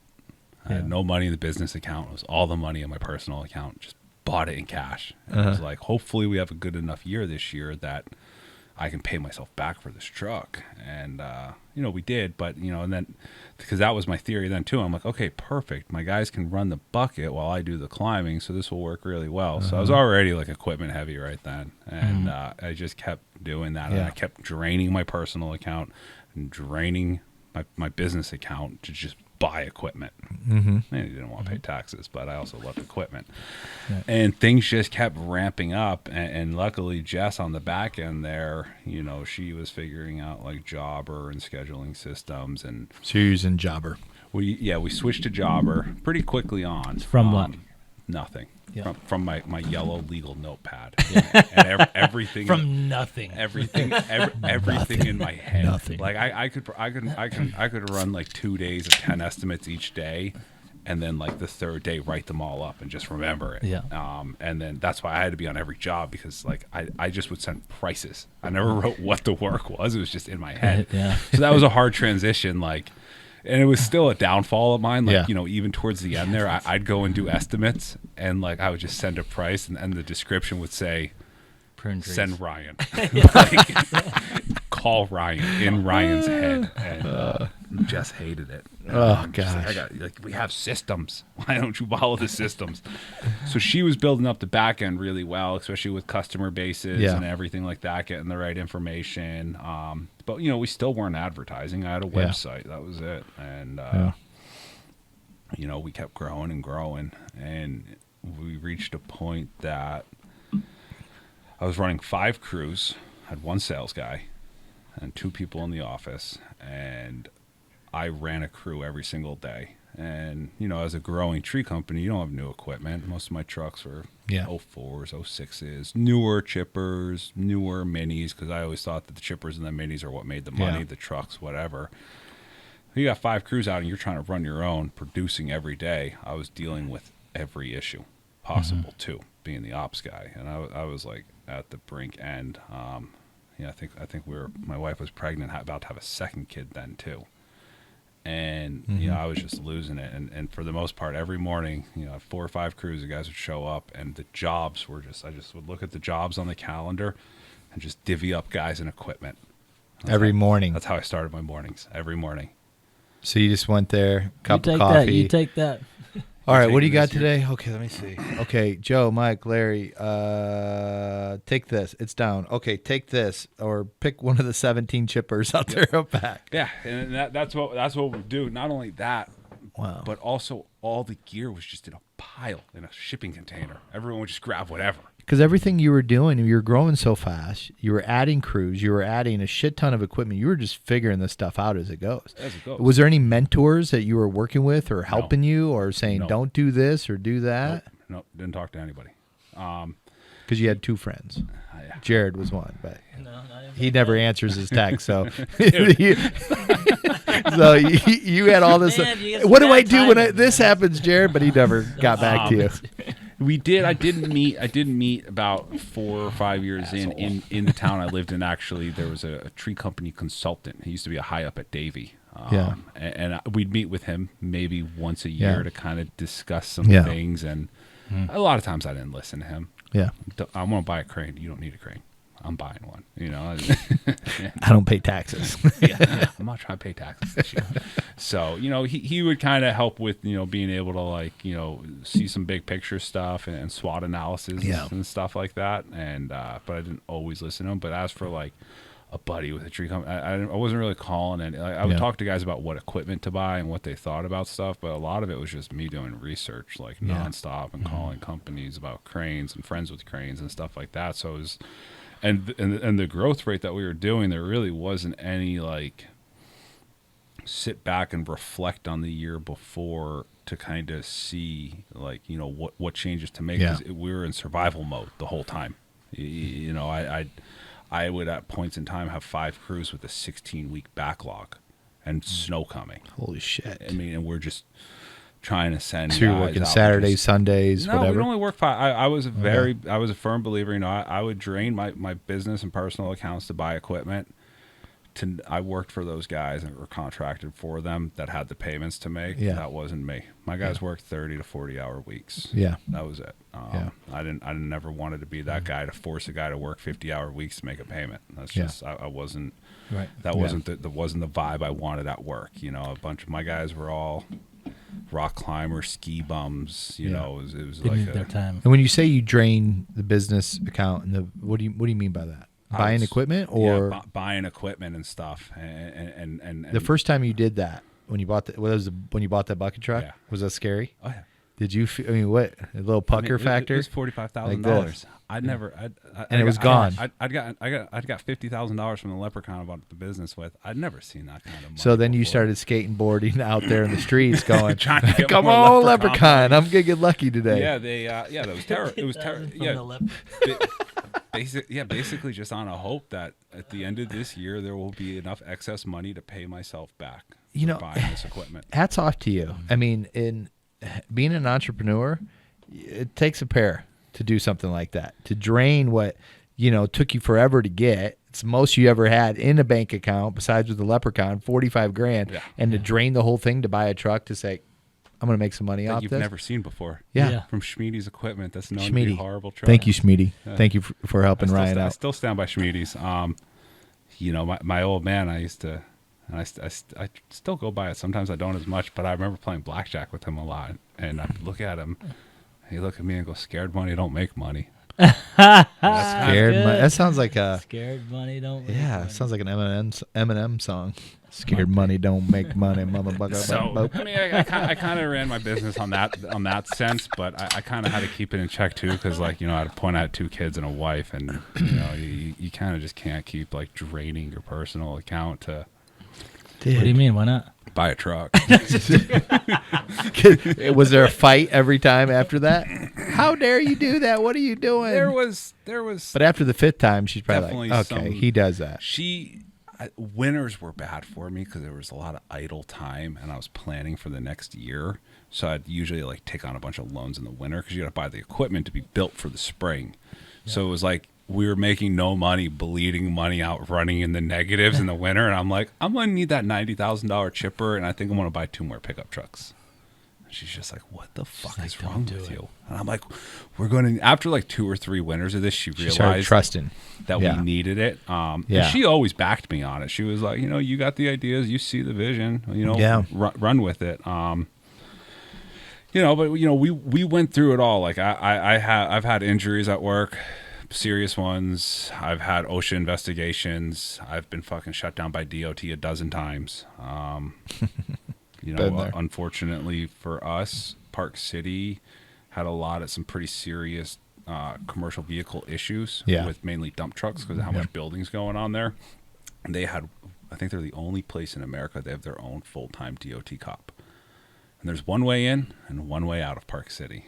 So once I started having like 5 crews, and all my crews were paired with the pickup truck with a mini. Yeah. So I was sending like 12 to 15 trucks in that road every single day. And I started getting hit a lot. And a lot out of services for breakaway cables. Yeah. That's what got me every time. Or guys speeding.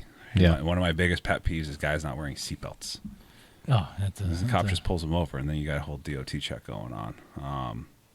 But yeah, we had some. I had one of my really good buddies who's actually living with me in Massachusetts right now. His shin got shattered in 60 or 40 pieces working for me, and a winch line got sucked up in the chipper. Was half hitched around a log, and he ran over to reverse it. Wham! Right through the back of his leg here, exploded his shin. And I would say that put a little bit of a. I always knew tree work was dangerous. I've been lucky for the amount of close calls I've had and stuff. But then, to see this kid, that happened to him.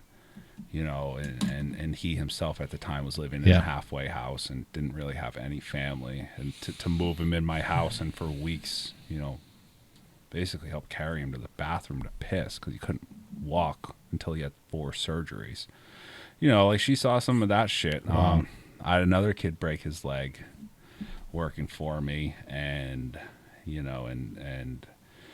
fast forward his leg being broken a year, we had a company party at the lake, brought the wakeboard boat, wake surfing, brought beers and stuff. Ah, shit. He re-broke his leg wake surfing. Oh. Just trying to stand up. I denied his workers' comp. Like, fuck you, dude. Come on. We're having you went against doctor's orders. Yeah. What's the matter with you? Yeah. Like, I didn't know your doctor, because one of his buddies that worked for me was like, oh yeah, his doctor told him he couldn't do anything like this for a month ago. And he jumped in and did it. He did it. We denied it, and he ended up suing us and workers' comp.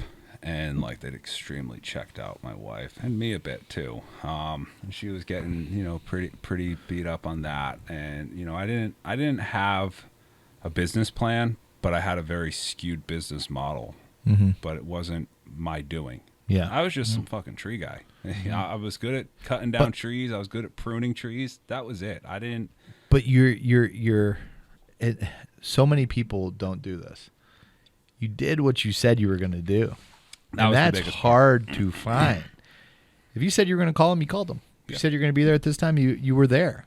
And they experienced 20 other people that never did that. And not just in the tree care business, but other trades. Yeah. The painter didn't show up when he said he was going to. The cable guy, of course, never came, ever. And, but you did it, and you shocked the system. You shocked the norm. They were just like, that ain't normal. What? Who? He did exactly what he said he was going to do. That was a huge thing. I don't know if it's Utah or what, but I mean, I'd call up truck places and be like, you got this F-350 on your lot still? They're like, yeah. So, all right, I need the exact price on that. I'm coming down right now to buy it in cash. And they're like, all right, I'm finishing up with the customer. I'll call you back. I'm like, all right, cool. Hour goes by. Is Jared in? Oh, he went home 30 minutes ago. Can I help you? I'm like, I just told him I was coming down to buy this truck. They're like, really? And I'm like, yeah. Yeah. And that was the customer service out there. And one time. Freaking call them back. Why is it up with the Jareds? They don't text or call back? I don't know. They're always up a tree. I noticed the same thing. I remember I was trying to get a dog fence put in. I tried calling this guy for 2-3 weeks. Voicemail was full. Only fence company around. And finally got a hold of him one day. And I'm like, dude, I can't even get through to your voicemail. It's full. I have a small business. Just he's like, I have so much work, dude. I don't even worry about it. It's like, fuck that guy. So you know what I did? You started a fence business. Started a fucking fence business in the same fucking town. Did you really? Yeah. Oh, shit. Yeah. So really? I started a fence business, much like Wasach Arborists, Wasach Fence and Deck, in the same town. And he's taking a shitload of the work from this guy. One of my best friends. He was working for another fence guy, and I was like, dude, let's do this. I'll bankroll everything. Just because of how much I hate the fucking guy. I'm like, I'll pay for everything. Yeah. We'll get you a truck. I'm like, I had an extra truck. I'm like, I'll give you a truck. I'll give you a trailer. you borrow my skid steer, like you know how to build Yes. fences. Auger 'em out. Jess will do all the back end work for you, and blah blah blah. And it took some convincing, and he did it. And after his first year, paid me back my initial investment. Now he's got his own skid steer, his own trucks, and everything like that. And that is awesome. You still partnered with it? Well, after I wanted it to be his. Yeah. Mainly, I wanted to fuck this guy. Yeah. Dude, that's awesome. After the second or third year, I was like, all right, I want this to be yours. What was the fence company? You remember the guy? Simpson Fence. Simpson Fence in Park Lake Heber City? City. He's still Heber there. City. He's still there doing Ryan work. Simpson. Oh yeah, he's this fat Simpson little Fence. troll-looking motherfucker. Fuck that dude too. Simpson Fence? Yep. We're coming for you. We're coming for you, buddy. And Oh, man. but yeah, after 3 years, I think it was end of 2020. I said, you know what, give me X number of dollars or 10% of your gross, and we're done. It's all yours. I wasn't trying to make a bunch of money off it. It was for him, helping him out. And yeah, he's Good. crushing good. it. He has too much work. What's his company name? Wasach Fence and Deck. Wasatch? Wasatch. That's Wasatch. the I mountain. have such a hard time saying. Hey, shut up. Wasatch. Everybody go to Yelp, find them. Ohio, 5 stars, like How it. do you Then call find Ohioans? Google then- reviews. then find Simpson Fencing, give them 1 Give 'em star, and say this is from Ryan. You call him Oh a my shit God. cunt if you The want shit to. cunt. He is a shit cunt. Jeff that runs Wasatch Fence and Deck, he's a good shit Yeah, cunt. 5 stars for him. He's 1 a star 5-star. for. Boy, you a real good shit Simpson. cunt. Oh man! Watch next morning. He wakes up. He's like 25 1 stars. Shit cunt. So What happened? This might sound fucked up here, but I bought a fucked up grapple truck from Apex Equipment in Florida. Yeah. All sorts of issues, including twice the. You guys have grapple trucks. You know how you have your like dog bone, wishbone with the 2 pins that goes from the grapple to Yep. the boom. Both sides sheared off. What? Shoddy welds. No way. Whole grapple fell off. Luckily, it wasn't over people. We pick up shit over. You swing that Yeah. boom over people all the time. Both times, and they were ducking my calls and stuff like that. So I gave all my guys $20 each to give them a 1-star review. No And way. I had 20 employees. Yeah. Then they started giving me 1-star reviews with all their employees, and we got in a whole pissing match. My wife got mad at me, and we all deleted our reviews, and we came to an agreement at the end that worked out. Ooh, You're like, all it's you do is call me back and talk about it. You don't stop dodging me and figure Exactly. it out, right? it's like the Hatfields Oh boys. man, what a mess. Yeah. So 1-star Battle. reviews will get people bad. You pay all your employees $20 to do it. I like that. Yeah. But if if you have too many people go on at the same day and do reviews, Yelp kicks them all back. This is on Google. Oh, gotcha. Yeah, Yelp on a lot. You have to space them out like every 3 days. A couple reviews here and there, or they catch on to it and they won't even take them. Did you learn this boosting Atlas and the Academy? Yeah, that's it. You know how many accounts I had to make up? I'm like, Oh man. Joe Rogacki, Phil Smith, Jared Abergina. Oh man. Oh, Phil. So we went through all those growing pains and headaches and stuff, and we had 2 kids then, and things were all right. There were the everyday grind headaches, but my business, not having a business model and never asking for running 6 crews with all this management had to help.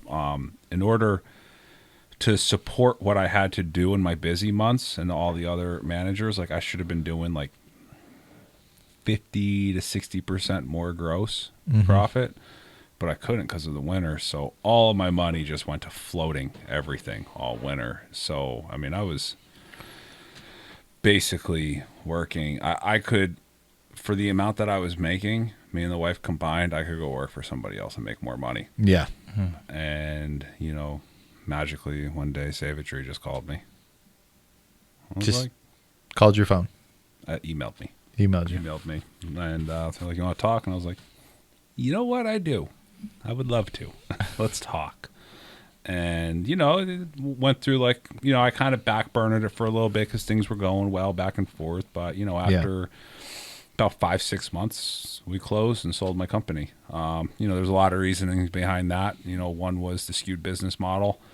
That was a big portion of it to work that hard, that many sleepless nights and stresses and just just unhappiness in life to, there was points that we'd have a babysitter to have a date night me and my wife, and I had the grapple break off. Like, this truck's going out tomorrow. Like, and she's like, you know what? Like, I got a lot of work I could catch up on too. That we'd get the babysitter. She'd go to the office and work till 11 p.m. and I'd stay at the yard welding. And like, that was great. Like, that's not very good for a relationship or good for your kids either. You know? But you know, we're just both workaholics. So having kids really changed stuff. And I had this realization kind of around the time Save a Tree Talk called me or emailed me, either a few months before or a few months after. I was at Sportsman's looking at guns with my dad and checking out shotguns and stuff with him. And I was like, you know, I basically moved out when I was 16, 17. You know, I spent a few years kind of bumming around rock climbing the country and stuff. And then I went to college, and then I moved out west. And, you know, I was such a degenerate. And, you know, from age 16 to 25, I didn't really have much of a relationship with my parents. And, you know, then through 25 till 32, I lived in Utah, across the country. So, you know, half my life, I didn't really talk to them. And once I had kids and saw the interactions between my kids and their grandparents, you know, like a few more things kind of like clicked. Running a business didn't seem as important. You know, like being closer to family and stuff did. So with the Save a Tree thing, I wasn't married to Utah anymore. You know, it gave me the options to be able to do whatever the fuck I wanted. Yeah, obviously, I'm not everything. I don't own it yet, and I'm not retired. But it gave me the options to move and do what something else if I ever wanted to. I loved Utah. I still do love Utah. So, you know, we sold the company, and that day you signed those papers. How'd you celebrate? What'd you feel? Did you feel... Up until the day I signed them, if you asked me if I was selling my company, I would have told you I don't know. Because I was that much on the fence. I remember talking to you on the phone. Yeah, we talked about it a bunch. Yeah. We talked about it a bunch. I talked to you about it at Expo, because I sat down and met with them at Expo about it, you know, and it was... I was 100% on the fence the whole time with it. I talked to Jared too, if he he has, he'll get. I talked to you. There's some text. He'll get back to you. It takes a little while. You know, I'm feeling really guilty right now. You should. But it's you built it from nothing. You know. For the most part, I did have a leg up there. You built it from a Lucky Charm. From a not a lumberjack, a lumberjack. You built it from a lumberjack that hit you, but from nothing, and then bought, and you and your wife working together and knowing the welding the truck at this time and her working late and the sacrifices you make. It's hard to let something like that go. To say, I built this to here. One, it's flattering that somebody wants to buy it.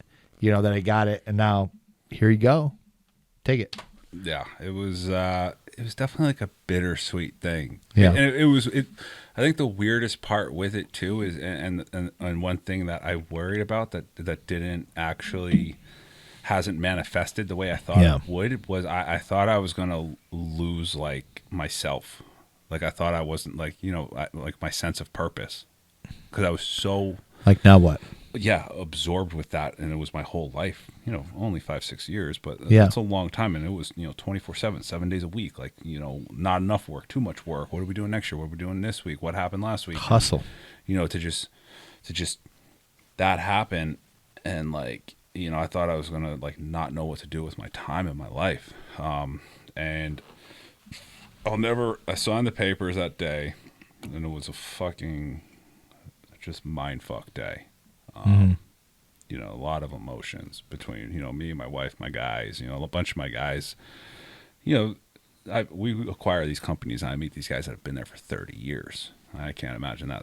Some of my guys have only been there 5-6 years, but I hired them when they're 18, 19 years old. This is the first job they had, and they've been working with me, and I've showed them a career and stuff like that. So it was definitely a lot of loyalty.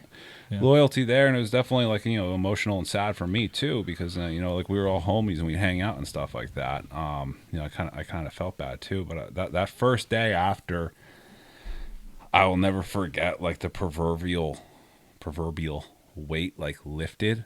Like it was like there was like a weight on me that was legitimately lifted, and I was like, holy fuck. Felt good. It felt good. And I'm still I went out a month ago to Utah and did some knuckle boom training and crane certifying out there. And, I missed it. All my guys are still there, and they're killing it. They stepped it up. Like, they grew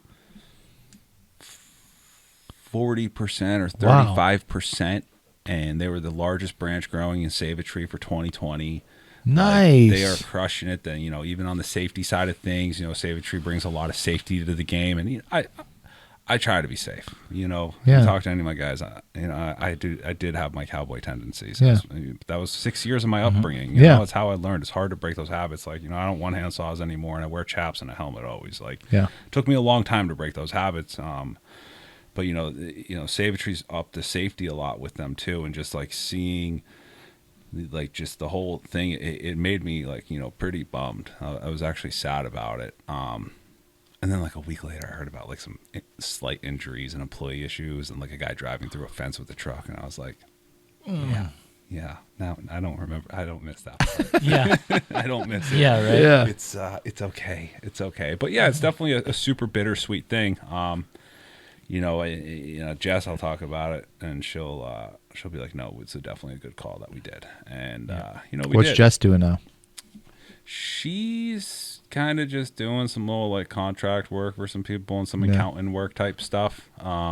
Does she feel like, like when you were saying like, well, now what for me? Like, what's my purpose? Does she feel that way? Does she feel now what for her? Because you stepped in. So well, let's get back to her. But go to right when you sold the company, you started Save-A-Tree. They offered you a position, and then from there, start where?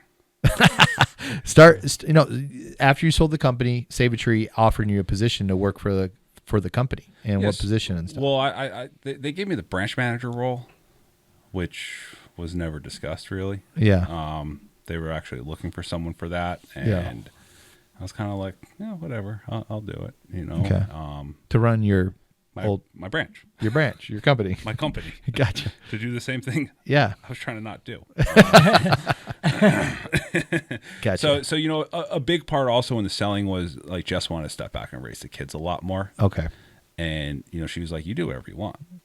I didn't really want to do it without her.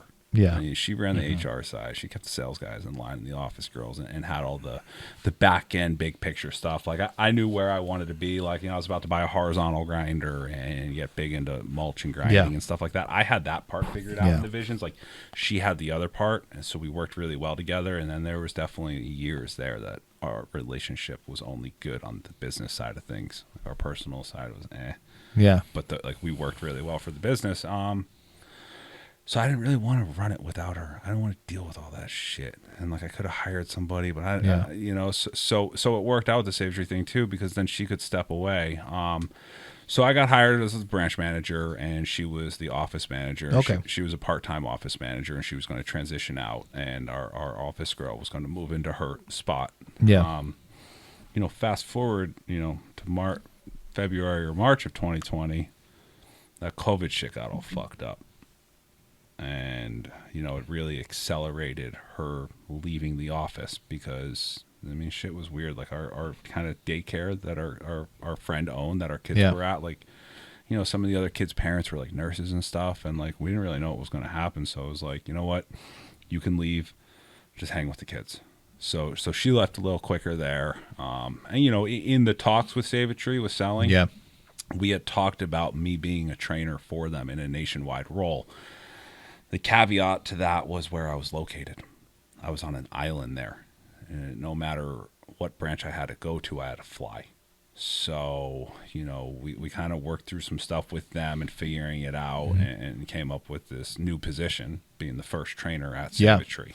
And, I told them, and, I said, I'm open to moving.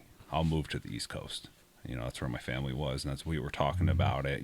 Jet, my wife is from Massachusetts. Yeah. And I'm from Jersey. Our families are there. So once that was on the table, that I would move, because we're predominantly a tri-state area focus. We've grown a lot, but that's where we were started. We're huge there. Yeah. I can drive to a couple dozen branches from Massachusetts. That's pretty cool. That was able to allow me to move into this new position here now.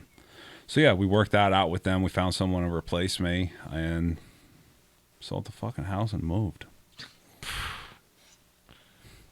2020, great Done story, well, man. 2020 was a great and crazy year for me. I mean, you got out. I mean, That's right unreal. before COVID. I mean, a lot of companies didn't make it. Well, I mean, but that's the other thing is tree work blew up. But I mean, it could have gone the other way through COVID too. Yeah. A lot of other, Are a you lot a of mind? Are business, you a mind reader, man? a lot of businesses failed. I mean, I can't imagine that stress going on with the stresses that already were going on, like with that happening. Like, you know, hats off to Nobody guys knows. hats off to guys that ran through it. You know, Yeah. and, you know, I don't know how the government did overall and stuff, Yeah. but it seemed like they did all right with small businesses. Yeah. Maybe, I don't know. I know some guys were pleased, Yeah. other guys weren't. So I won't say if they did good or bad. I know it worked out for some, but Yeah. you know that I mean, it took a little while, it took a and while. then everybody's like at home looking and going, "I'm going to do that effing tree." I've been looking at this for the last month and a half. Ours I'm was, doing ours it. was 3 weeks. Yeah, 3 weeks. Did you close down? We shut down for 3 weeks. Did you? Well, you're in the worst state that you know, not the worst, but it was bad. I mean, it didn't hit it didn't hit Utah. Yeah, we hit 3 weeks. Went right and then- around it. And then we went right back in, and we just started doing just essentials. And then after that, it was like, and then work started coming in like crazy. Yeah. And then it was like, I'm you know, booked up worse than I was. Yeah. And then Now you're trying to add more crews now, and Yeah, mean, yeah. We came back, and when tax season hit, that's when like typically we hit the dip, but we hit the dip harder than normal this year. Oh, really? That was the weird thing. what was it? Because everybody's getting their checks, 2,000, 1,400, Yeah, I mean, things like that. yeah, it was just kind of weird. We just had that weird I little don't 2 that months. stuff. I don't think like are you talking about like the unemployment added money? I don't even know what the checks are even called. They just sent you $2,000, Oh, Yeah, that the, one. Yeah. and then they sent you 1,400, Oh yeah. and then they sent you another I forget- 900. Yeah, forget the. Yeah, we're terrible with. Now, did you guys do PPP loan? Yes, we did. Which Did you saved do? us, yeah. Oh no, you were. I sold it. Yeah. You would But, have bought some no, equipment this with gives that me, PPP man, loan. I would've bought some your serious stimulus equipment. checks. There you go. Thanks, man. You know, your story just gives so much hope, man. I Stimulus think just for so many people out there, maybe in that scenario of thinking about selling or on that verge of, you know, what's important in life, you know, at that point, you know, no matter what it is, you know, because you can get stuck. I mean, I'm in a position of, man, I've been in this game my whole life, you know, and I live it like 7 days a week, never stops, 24/7. It's Yeah. in my head. I can't sleep. It's just like it's in me and it can't get out of me, you know. And it's like, what point is that? When can I hit that switch and be like, I gotta let some of it go? Like, I can keep half the lights on in here, but I can't keep all these lights running for this much longer, you know, because I'm going to burn out. I don't have enough bulbs. Yeah, Didn't you become a pro bass fisher for a while? No, it was What a happened to that? it was a dream. it's coming up. It's coming up. The dream? dream's coming back, people. I thought you went pro on bass tour. We'll take a picture. Hard no, but once this boat comes, we better go freaking pro. We need to pay it off somehow. Oh shit! Yeah, we better go pro. But yeah, man, I really it gives hope. I think not only for me, but I know a lot of listeners. You know, hopefully that this can reach them. And Yeah, I mean, a lot of great life lessons. You know, I mean, hearing your story is, you know, some things on just starting a company out of nowhere. You know, from a leprechaun. You know, going from East Coast to freaking Utah to live, starting a company that only runs 6 months out of the year for the most part, right? Brutal. I mean, everything's against you in that state when tree work. Like, I wonder if I ever opened up in another state, how the hell do I handle snow? You're the guy I call. You're the Shovel guy. roofs. Do what? We did a lot of roof shoveling. Roof shoveling. Yep. Shit. But you need high-end houses and with a lot of snow that people were willing to pay the roof shoveling. But the problem is, big snow years, you can send a lot of guys out roof shoveling. The moderate snow years, you're not doing tree working, you're not roof shoveling. And then another problem we'd go to these houses, like a $20 million house, and they'd be like, yeah, we need you to shovel like the garage. My recording studio's under it. I don't want it to leak. You're like, yeah, it's 10 guys, $75 a man hour. It's probably going to take 3 days. A garage? To shovel These are like snow. $20 million homes. Okay. But a house, I mean. Once you get it out the house, you got to get it away from the houses. Yeah. So I'm also talking about like 10 feet tall snow on a roof. yeah. Then they look at you and go, can you start tomorrow?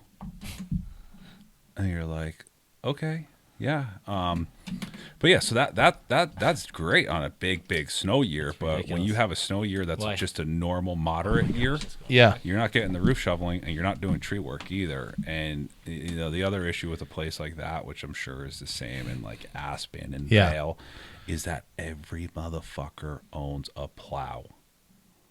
They're just plowing to keep guys busy to pay them. So it's hard to break into the big time snow league. I had the iron for it. I had 40,000 pound front end loader. I had skid steers. I had 4 plows.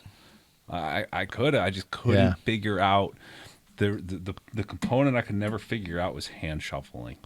All the big contracts involved hand shoveling, and my guys, they weren't going to go hand shovel all storm. They might sit in a truck, not hand shovel.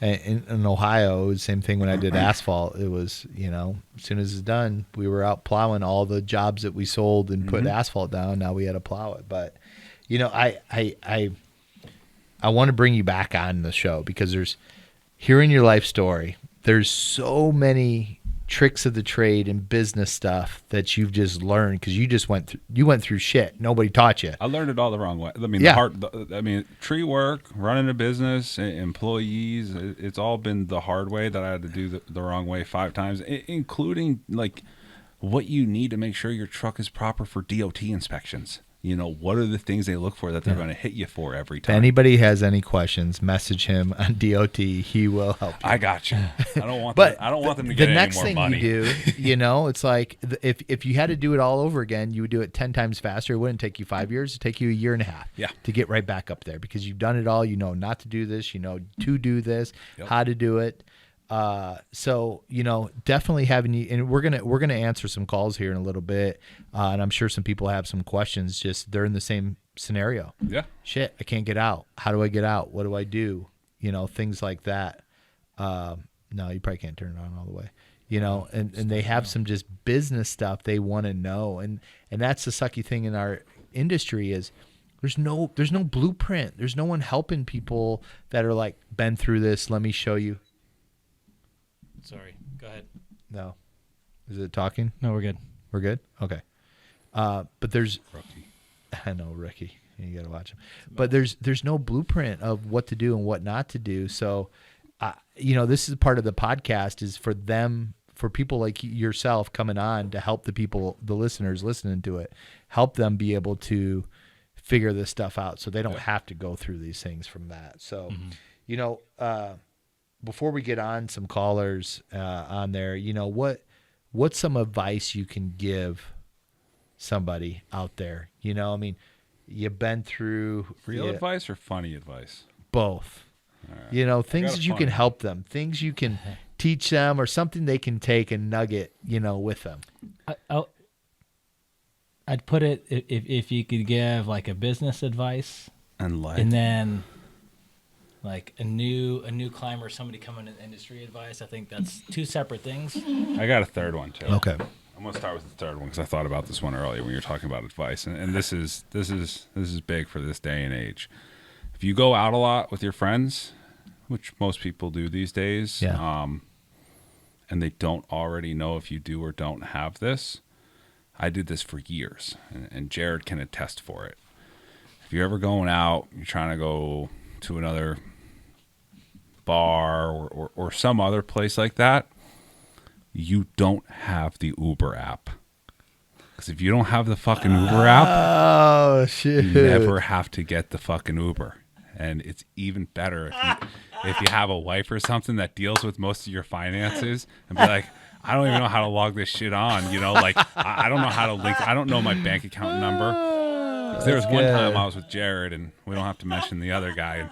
me and Jared hung out many a times, at least 4 or 5 different trips at expos and Arbor Fest and stuff. And I'd always go out with them and be like, I don't got Uber. Like, who doesn't have freaking Uber? That's like the old days when someone would go, I left my wallet at home. So yeah, it's the same thing. You don't have Uber, and so me and Jared go out with Jamie Chamberlain and some other guy, and we go to this place. It's 20 minutes away at like 2, 3 in the morning. That was more than 20 minutes away, man. I was looking like 40 minutes. Whatever it was. We get there, and this dude goes, what the fuck? That was $190 Uber ride. How am I going to explain this at 2:30 in the morning? And you guys... So, and then I think Jared got the Uber ride back, and it was like $30. It was some peak hours weird thing. And then the next morning, I'm at the hotel, and I gotta go to the airport. I'm with Derek Martin, and I go, let's go to the airport, dude. And he's like, his card, he was having credit card issues and stuff. And he's like, we gotta try to find a ride. I'm like, oh, I'll Uber. And he looks at me and goes, you have Uber? And I'm like, he's like, you've been playing me for 4 years. Don't tell anybody. I have it between 8 a.m. and 3:30 in working hours. I have been to Uber. like 4 or 5 Arbor Fests. Yeah, me, Travis, Jared, and Derek, like 4 or 5 Arbor Fests and multiple TCI expos. Whole time, I don't have Uber. You guys, there's no Uber where I live in Utah, because I lived in such backwoods Utah that it didn't work. I'm like, I got no need for Uber. So, That's a life good one. hack. That is a life hack right there. I got Uber. Everybody like that life hack? Life hack. Man. I think funny. on the new climber thing, you hear it so much, and you can't emphasize it enough. Is finding a company that preaches safety and proper work practices. I can think of a lot of reasons certain limbs on my body and shoulders are trashed, and a lot of it's like improper work positioning and one-handing chainsaws and stuff like that. And that's how I learned. And I'd be willing to put money on, like, there's dozens of times I should have died. Like, I got in some fucked up situations. I mean, in my first or second year, getting shocked by high voltage transmission lines. Like, I've had a lot of really close calls, but nobody showed me it, and it's how I was taught to do it. So if you can find an established company, either locally or a nationwide company, like if you don't have a nationwide one locally, there's plenty of really good ones that are, you look at, like, the big hitters, Davey, Bartlett, Save-A-Tree, Atlas, who's blowing up here. Guys that preach safety with their training and want you wearing helmets and chaps and will train you to do the right thing. And if you can't find a big outfit like that near you, like, call around and see what companies are like. Look at, like, for certified arborists and CTSPs and people that really care about safety. You can tell a lot from somebody's website. A lot of times people will auto-populate these stupid pictures for your website. If you take the time and care about your company, you go in and change them and make sure that they're not this one-handing chainsaw guy on a ladder. You just can feed through their guys like that. And that's the biggest thing. It's so cliche, and you hear it all the time. But there's no reason for people. And when I do trainings with guys at Save-A-Tree, I tell them, like, there's no reason you have to learn the way I did, and I don't advise it either. It was fucked up and scary, to be 22 years old, crimped on a piece of bark on an oak tree in 100-degree weather, 60 feet up with nothing tied on, just trying to get a steel core lanyard around a 5-foot wide limb. That's no way to learn. And there's so much out there these days, and especially with the internet and forums and Facebook. As much as Facebook is a double-edged sword, there's a lot of bad information on it. There's a lot of good information too. You get on a group and just ask for good companies in that area, you're gonna find them. So I would encourage people to make sure you're finding the right company, and that they're teaching you the right thing, and that they want to promote people within. That's a big thing too, is like knowing that down the road you're not going to just be stuck in. If you want to drag brush, that's great. Nothing wrong with dragging brush your whole life. If you want to be a climber, find a company that's going to train you to climb. Business advice is I was talking to a buddy of mine 2 days ago that's kind of at his wit's end and wants to sell his landscape company, and it's just been hell for him recently. And one thing I noticed with my company is that it comes in waves. You get your good times and you get your bad times, just like the stock market. Yeah. Just like with your old lady, just like with your kids. It's a roller coaster. It's got ups and downs. So most of the time, you just ride out that down. The uphill's on the other side. So you just got to keeping your head down and keep grinding. And there's going to be a light at the end of the tunnel. And it's really easy for me to tell you that from a third party perspective, or like, when you have a homie that like his like long-term girlfriend broke up with him and you never think he's never going to be the same again, and find anyone you can sit there and be like, dude, I've been through this. Yeah. It's going to get better. They're like, fuck you. No, it's not. You don't know how bad it is. It does get better. I mean, I've had weeks of $50,000 almost in repairs, guys with fib tib snaps, guys in the ER, OSHA investigations, and it always got better, but you just have to keep your head right and stay positive, and keep leading by example. That was one thing that I always liked to do at my company was, for the most part, I was the first guy there and I was the last guy to leave. Pretty much every day, for the most part. There was exceptions there. I might have something to do. But being an absentee boss, you're gonna sit back and have shit employees. This old biker I used to live next to used to say to me, because I'd have him help work on my Harley sometimes. When the cat's away, the mice will play. If you're there leading by example, grinding with the boys every day and stuff, they're gonna respect you and do it. And so even when the times get tough like that, you still got to show up on time, be there, and lead by example, and everything's gonna get better at the end. That's good advice, three pieces of advice. Dude. Yeah, that's huge. Last advice I'm gonna ask for you, and then we're gonna end the show, even though I don't want to. Is one of the things that you said that stuck out to me was you knew when it was time to ask for help. And there's guys listening to this. There's guys that are going to listen to us, because once this goes online, it lives forever. So 20 years down the road, someone may be listening to this right now and listening to your advice for that. But I think that's an important thing in our industry is, when to reach out for help and how to know when you need to reach out for help and what the hell do you do? This is the same guy that I'm talking about. I had this conversation with him the other day, and I have the same conversation with people that I do training for. I think you can get some merit and validity, like, in issues become a smaller issue by talking about them. Like, for years, like I don't know what it is, but I tell more people about it now, and I guess a lot more people hear about it. But like, I get like debilitating anxiety attacks for no rhyme or reason. Like, I will. My wife has seen me pulled over on the side of the highway before. Just been like, "You all right?" I'm like, "Yeah, I just need to, like, going through a thing." Like, I've ended up in ERs thinking I'm gonna die for no reason. Life hunky dory and perfect. I just fucking get them. And I was talking to my buddy about the other day, and he gets the same things. And it's like, especially in the tree world, you take this like male macho-ness, like, we think we're badasses. We climb up trees with chainsaws. We're fucking awesome. And you create this culture of just macho maleism like that it's not okay to reach out for help. And I think what that then does is a lot of people get in these predicaments that they get hurt. And it's a huge thing. I was telling the guys I was doing crane training with today, and when I'm doing EHAP trainings and climbing trainings with the guys, is there's nothing wrong with saying, I can't do this. This is above my skill. Like, I need help with this. How would you do this? And I think when you build a culture of that within your company or at the company you work with, that it becomes like something more open to do, but it's got to start with somebody doing it. I had a good conversation with some guys a few weeks ago. I was doing a training with them, and, we were talking about wheel chocks. They weren't putting them out at the yard. And I'm like, you start here at the yard, you put your wheel chocks out, because then you do it in the field. And you do something stupid, and just a little thing like that, it's so little that's not a big deal to call people out on it for it. But once you start calling them out for that, it builds this relationship that it's okay to speak up with issues. So then when you do see something that's funky, or you are going through a hard time with a tree and you need to speak up, you've built this culture that it's okay to talk about your issues like that. So it can start with something as mundane as just calling each other out and picking fun with, hey, dumbass forgot his wheel chalk.